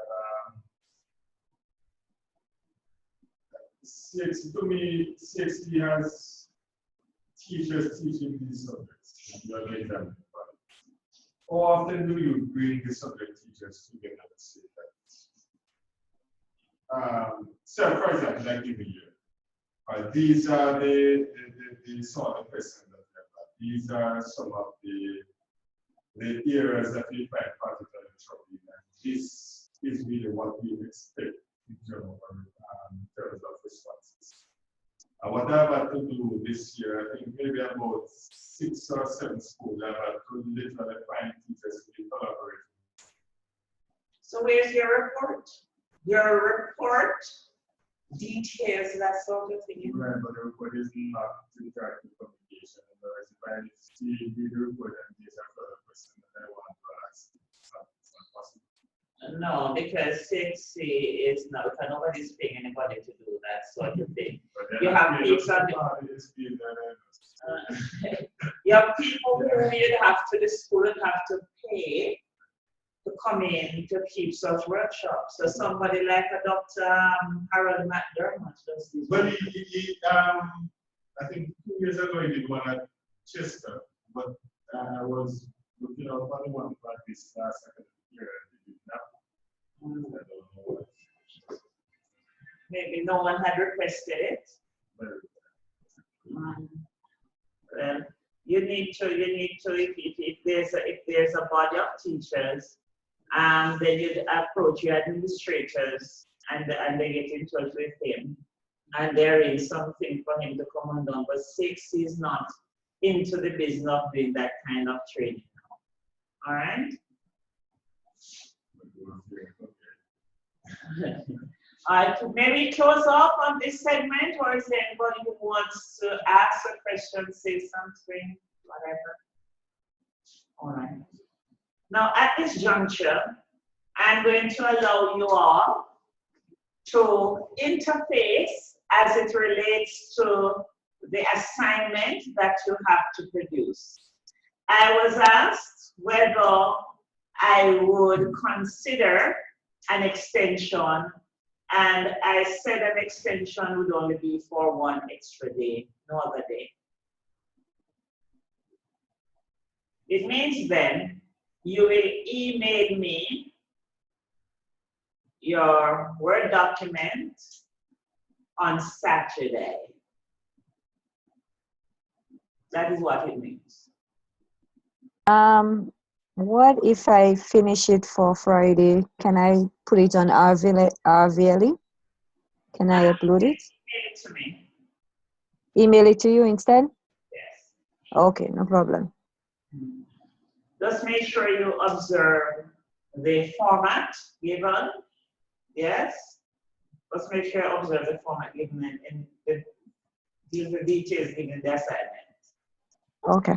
And package your Word document and email it to me on Saturday. So by Saturday, 6 o'clock, all should be with me. 6 p.m.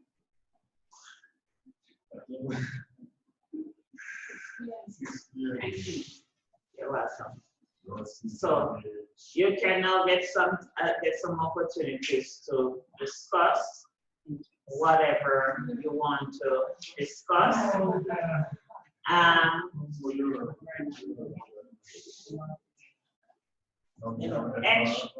Ensure that you make specific references to anything that you are writing about, okay?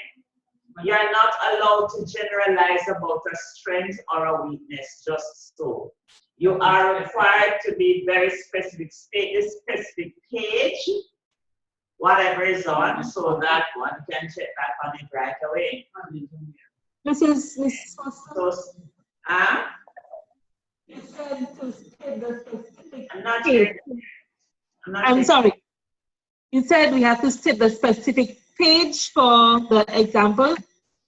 Yes, if you are telling me that there's a particular strength, anyone can guess anything and write any nonsense. We are not going to go for that one. Okay. You understand? What about if you Yes. make reference to the unit? What about if I make reference to the unit? To the unit. Then that's not a problem. You have identified a specific unit and you're stating something about the unit. What is it that you're saying about the unit? Is it that this particular thing is found on a particular page as well of the unit? Then you make that reference as well. Okay. So that there is great specificity. We see that you know what you're talking about, and it's not just some big generalization. Remember we said for safety, generalization gets not, specificity gets the grade. Yes. So just make sure that you put in these things so that you get your maximum marks that you're to get.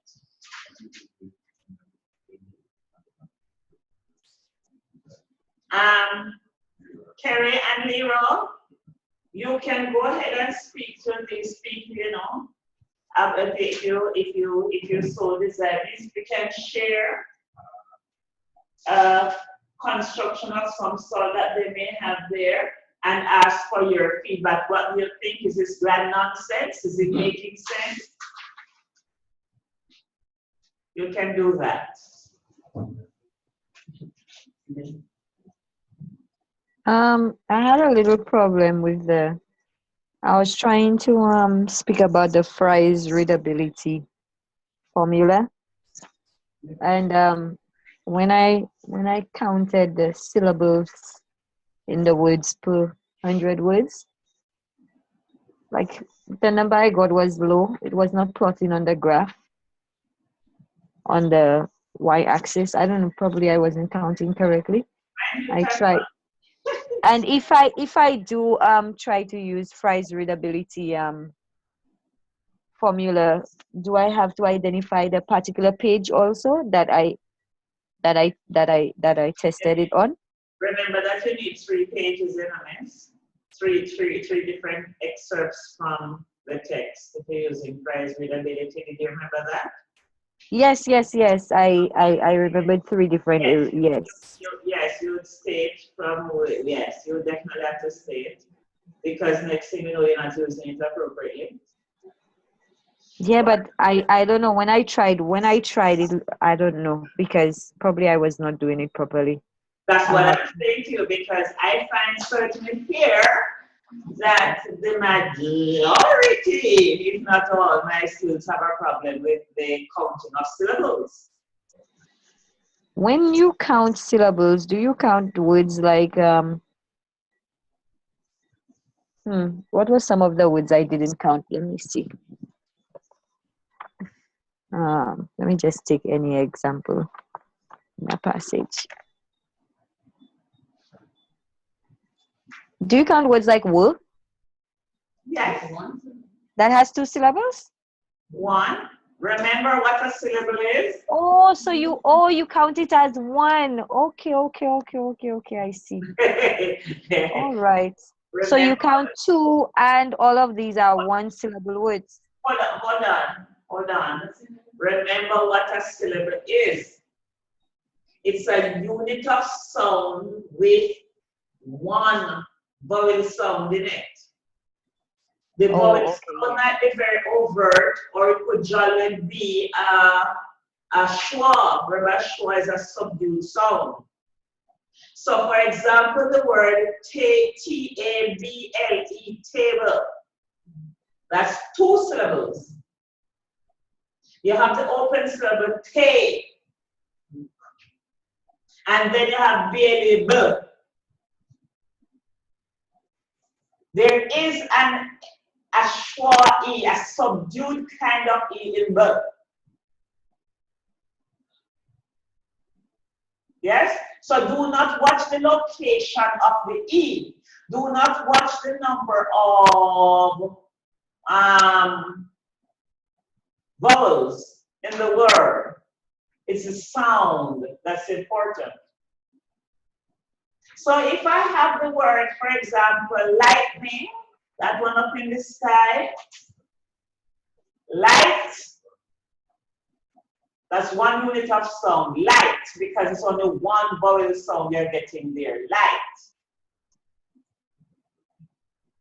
Ning, 2. So look at that long word, lightning, 2.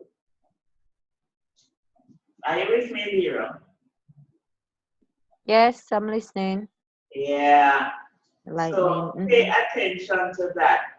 Information in, for, may, shun, forward. 4 syllables, sorry.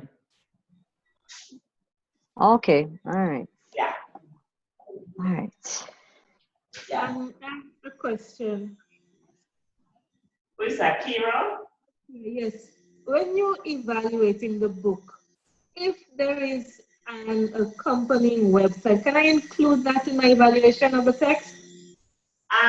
Follow what is on. Did you look at the instruction tells you to look at the PowerPoint and discuss the strengths and challenges according to some of the points you see. Did you use that to guide you? Yes. Right. Is there a place there that accounts for? Because I'm not sure when you say, I'm not sure. Ask that question again. I don't think I'm getting it very well. Well, for example, in Achieve Book 4, in all the Achieve series, there's a website for each book where the students can go on and do activities and practice what they probably, yes. Oh, So, oh. Uh-huh. I was thinking, can a part of the book, it can an evaluation of the website be part of the assignment? Can I speak about the website? Oh, well, you can look at it, but I would want to better confine my thinking to the text itself.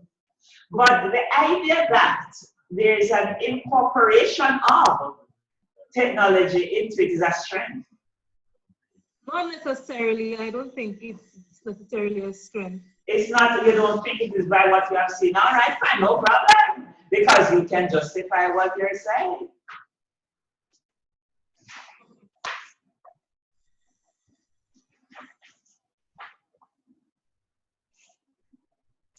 Carrie, where's that Carrie? Carrie, you start your homework yet? Your coursework yet? Listen, don't listen to these two that you see these two. They are looking what you call company.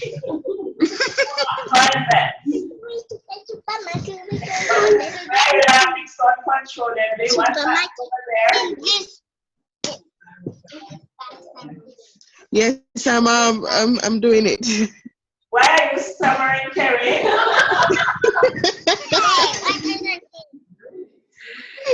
Get cracking, Kerry. Get cracking.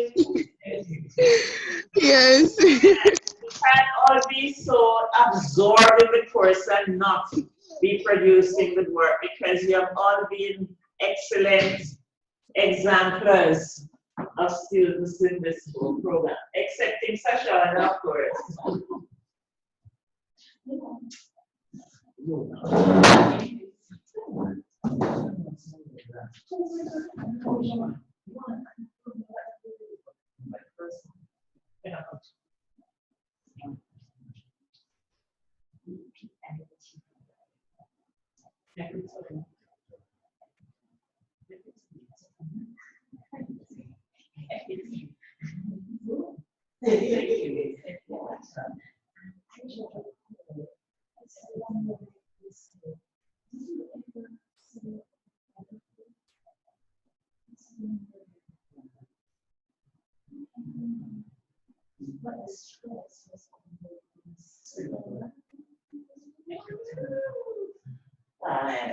They get one, that's it.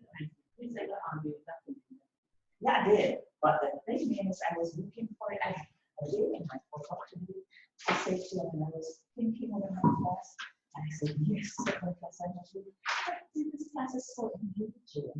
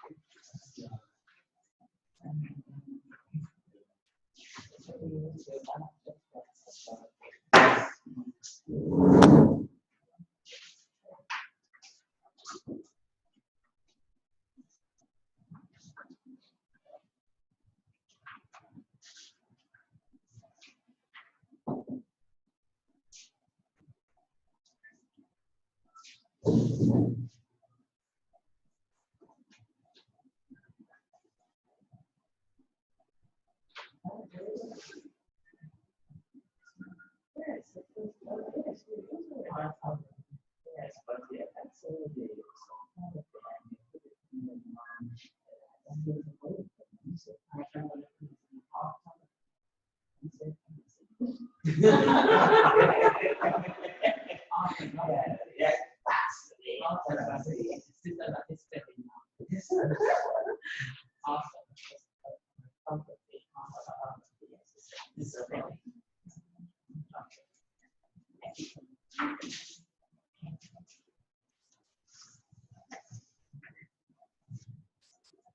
So what happened? Is it that you people over yonder don't have anything to say to the people here? Is that it? Or are you afraid to say what's happening? No, well, what exactly do we say to them? I mean, aren't we all doing different? I don't know what books they're using. I don't know. What book did you use? I'm doing the review on the comprehensive English course book too. Yes, man. What we have to say, page, man. Say the thing, man. You know something, you ask them what they have. Ask them what they have. And then it's something for you. It's quite challenging because the text is so congested. So congested.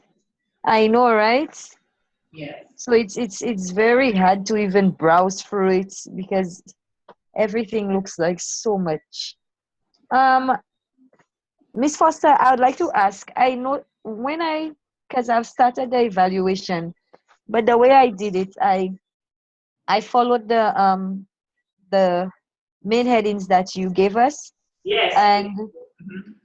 And I generalized. So I do not have specific pages. So for example, if I notice in the graphics, I would say that, well, the layout is this green theme that seems, to overtake the entire book and distract and overwhelm the reader. How do I specify on something like that? Because that's a general thing throughout the book. No, if that is general throughout the book, then I would not expect. Is it that it begins a particular unit? Is it that it is spread across the different? So you would say that it is spread across the several pages in the book. That's general.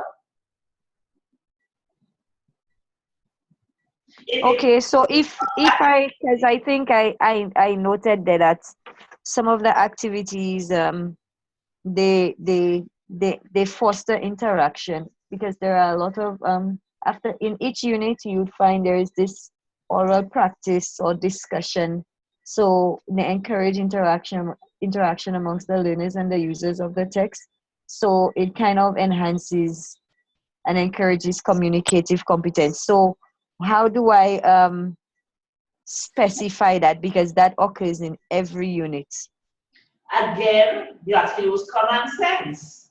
That is telling you have just done something specific enough. When you say that at the end of every. Well, it's not at the end of every, and it's not in the same location, but it is in every unit. When you have to say, how many units are there that has this thing? Every unit has it. That is the format of the text. And that is what I'm saying. If that is the format, then that's the format. You describe the format of the text. Yes?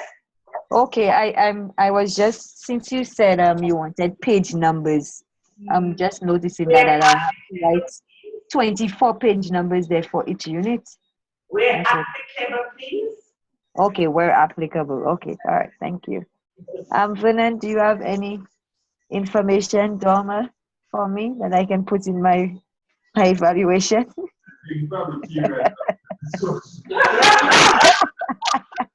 What did Vernon say? Kira is laughing at me. I think she's a better resource right now. Tomorrow I'm going to answer that question. I'm going to sit up. Well, I'm just trying to put things together. Oh. You're at the bottom of the class. No, I'm not the top of the class. We all have a lot of work to do, and if we don't get started on them, we'll be in deep trouble. Especially you all decided that you all want to do the curriculum guide by individually, so Oh, my. And Now, that's quite an assignment. then do you think that we're coming here to enjoy and relax all summer long? I wish I had one day. Right off your face, you know. I have not had one day of rest in this summer. All right, listen up. Yes, to that question that you asked me earlier. Well, you made a little description there about the exercises that facilitated communicative work. You should be able to cite examples. Okay, all right. So just put one or two here or there. Yeah, Okay, all right. Okay, thank you. yeah. That's how the specificity comes in.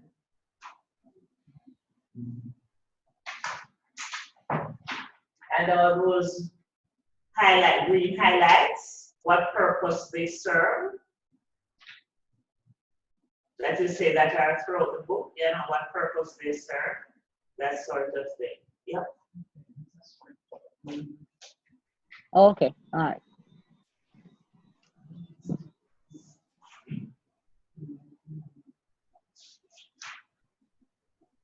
So, Vernon, I'm still waiting to hear what you have done. You don't do anything yet. Because It is even 3 lines of something, Vernon, what you have down there. really, I've not just started doing that. Excuse you? That's the You're living dangerously. So, Shauna, how about you? Let me see page. Don't tell me that. Come on, Sashana. You should have the care. You should have a good attribute, you know, No, Sashana. the thing is that I have my plan Yes. put down, Mhm. but I haven't penciled it out as yet, but my plan is there. The plan is there, but it's not penciled out as yet. No. All right. I will try to understand that one.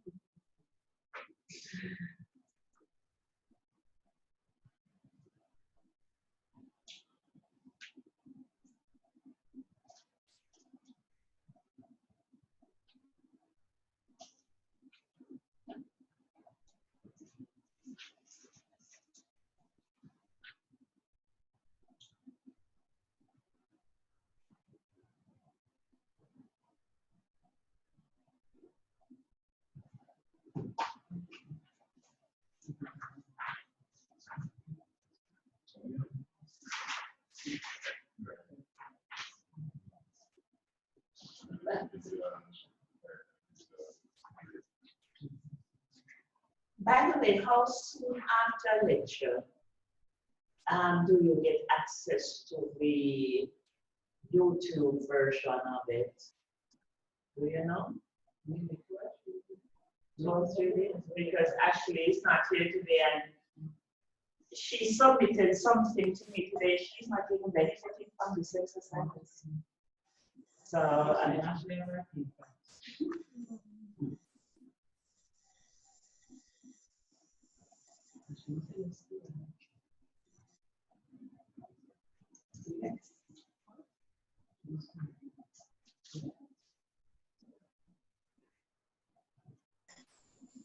Miss Foster, Yes.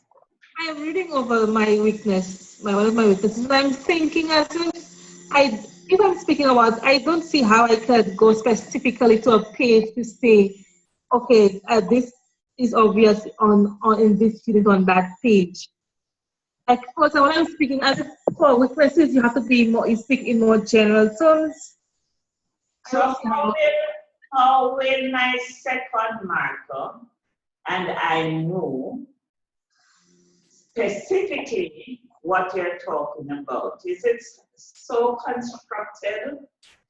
Even if you can't give a specific page for whatever reason, I don't know what you're doing, but I'm just asking you to just step back, objectify the work, and ask, how will another person know specifically what I'm talking about? How can that person verify what I'm talking about?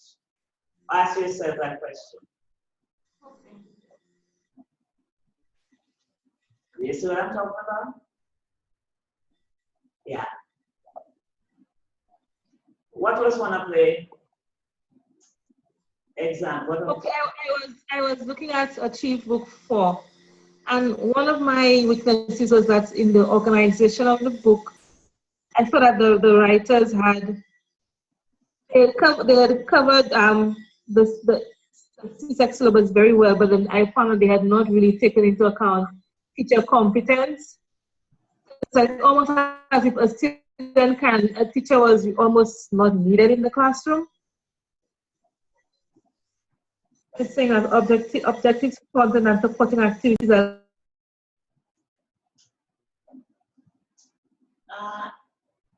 Kira.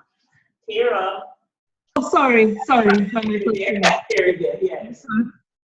Yes, but I was saying that the book was organized it was following the CSEC syllabus, so that that they didn't take into account teacher competence.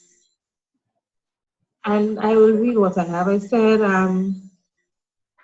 however, the writers of the text in the zeal to cover the CSEC syllabus as closely as possible and provide maximum opportunity for student engagement have put the teacher on the sidelines. Objectives. Hold on. I'm still stuck at what you said initially, so I'm not processing what you said afterwards. You said something is not taking into account teacher competence. Yes. It's like the teacher is basically the role of the teacher is just to correct the activity, the assessment at the end. It's just to do what? To correct the student assessment at the end. To correct the assessment at the end. Mm-hmm. That's what I see. Okay. Like in a unit, a student at the beginning of the unit, it talks about what CXC is looking for and what the examiner report says about how students approach a particular topic. Let's say persuasive writing. And then it goes, I think the student puts it in step by step. So you can actually, as a student, work on your own, and there's no need for teacher intervention. So that's like the role of the teacher then is just in the end, just to correct it for you. So hold on there. You have the book in front of you. Do you have the book in front of you now? The book, yes. Yes, I have the book. All right, good. So now go to one of the activities that you're talking about. Okay. Let me see.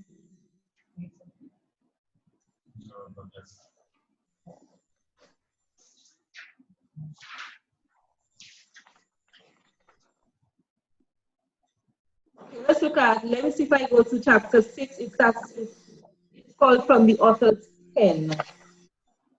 And there they're looking at mastering narrative technique or point of view and the different templates for designing the plots of stories.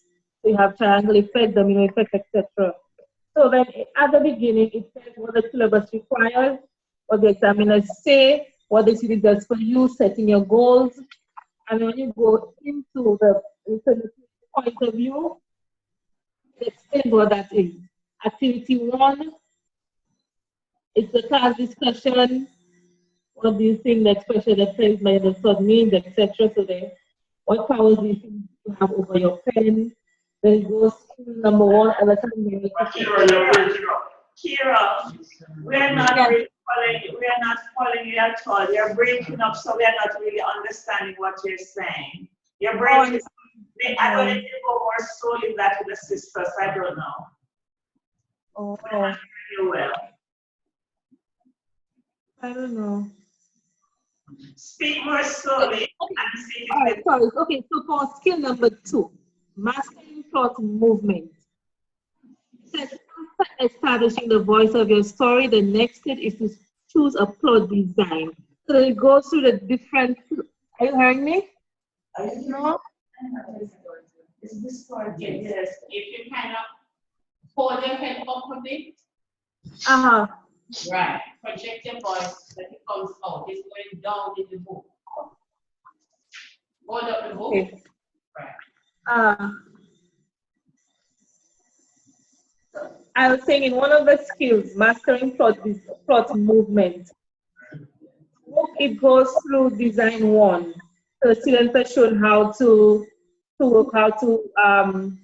use the triangle effect on the plot, then design 2, design 3, etc.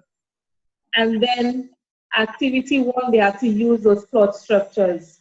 What I'm saying is that as if the activities are so detailed, the students can just do this on their own without having a teacher to explain anything to them. Okay. I like that book. That's our weakness. So I am trying to figure out what she's saying here. I like that book. The weakness in my mind, as if, then what are you going to do as a teacher in the classroom? It's like you're just there. All right. I'm going to ask there. Yeah, no, You're facilitating learning. Yes. Yes. You're a facilitator. Kira, I'm going to ask you to do a little research. It's very short research, very easy to do, on the concept of the teacher as a facilitator.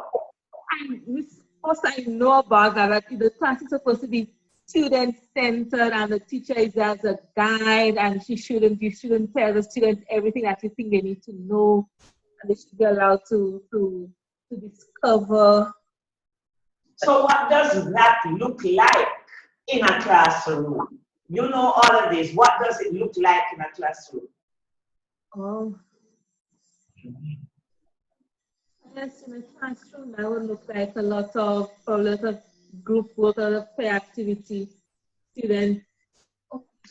And the teacher's role now is to move around. As students work in groups, as they work collaboratively, the teacher moves from group to group because the teacher needs to understand what grouping should look like in a lesson. How many groups should I have for this particular task? How much time will I spend with this group vis-a-vis that group and so on, so that all groups get a piece of me? And I know what's happening to them, and maybe I will need to do a bit of a mini lesson, maybe 5 minutes long for a particular language skill development. And then I leave that group and move on, yes? So that seems as if it does, right? Mm-hmm.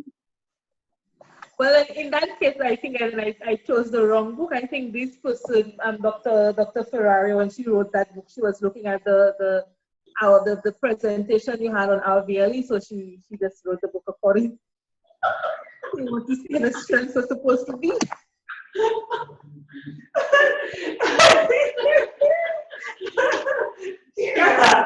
Kira, it's a good thing that you have an extra day. So you're going to, as we say in Jamaica, you're going to wheel and come again. All right, guys. It's very good having you. I'm happy that you got the opportunity to air a bit of what you have and to clear up anything that's, a bit foggy, and to see where you need to go to get a better mark. And I do hope that I will have great fun marking Sunday after church. So should I be kind to you and say it's you Sunday morning before you go to church? Yes! So Saturday night I can go to party, and when I party, go Amen. You don't know what should be done on Sunday morning. So the university and the city school is recording. We've never heard that I ask myself to do this work on a Sunday. Okay? That's illegal. But all right, then do that and let me get to get the thing marked and sent off. All right? All right. Blessings. Bye, everybody. Bye.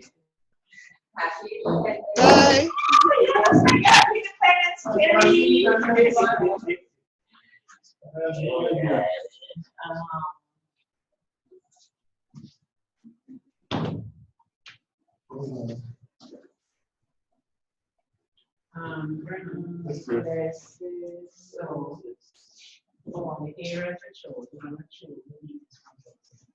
Yeah. I'm going to send this off. But that open, I think this will work on it. Yeah.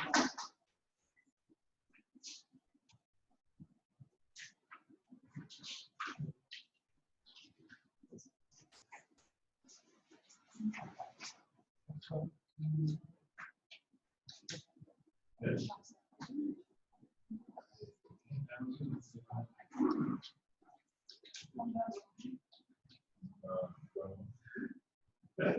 That one there was every book. I would just have come down, I would just have come down and make that class. Running out of audience, so look on the space, look at this page itself. This was the so nobody answered. No. And you just try to get to them. You too. No, when you're a king, when you're working on it. Oh, please, answer. All right. Miss this last one to go to the house today. All classes. Look here, Nana.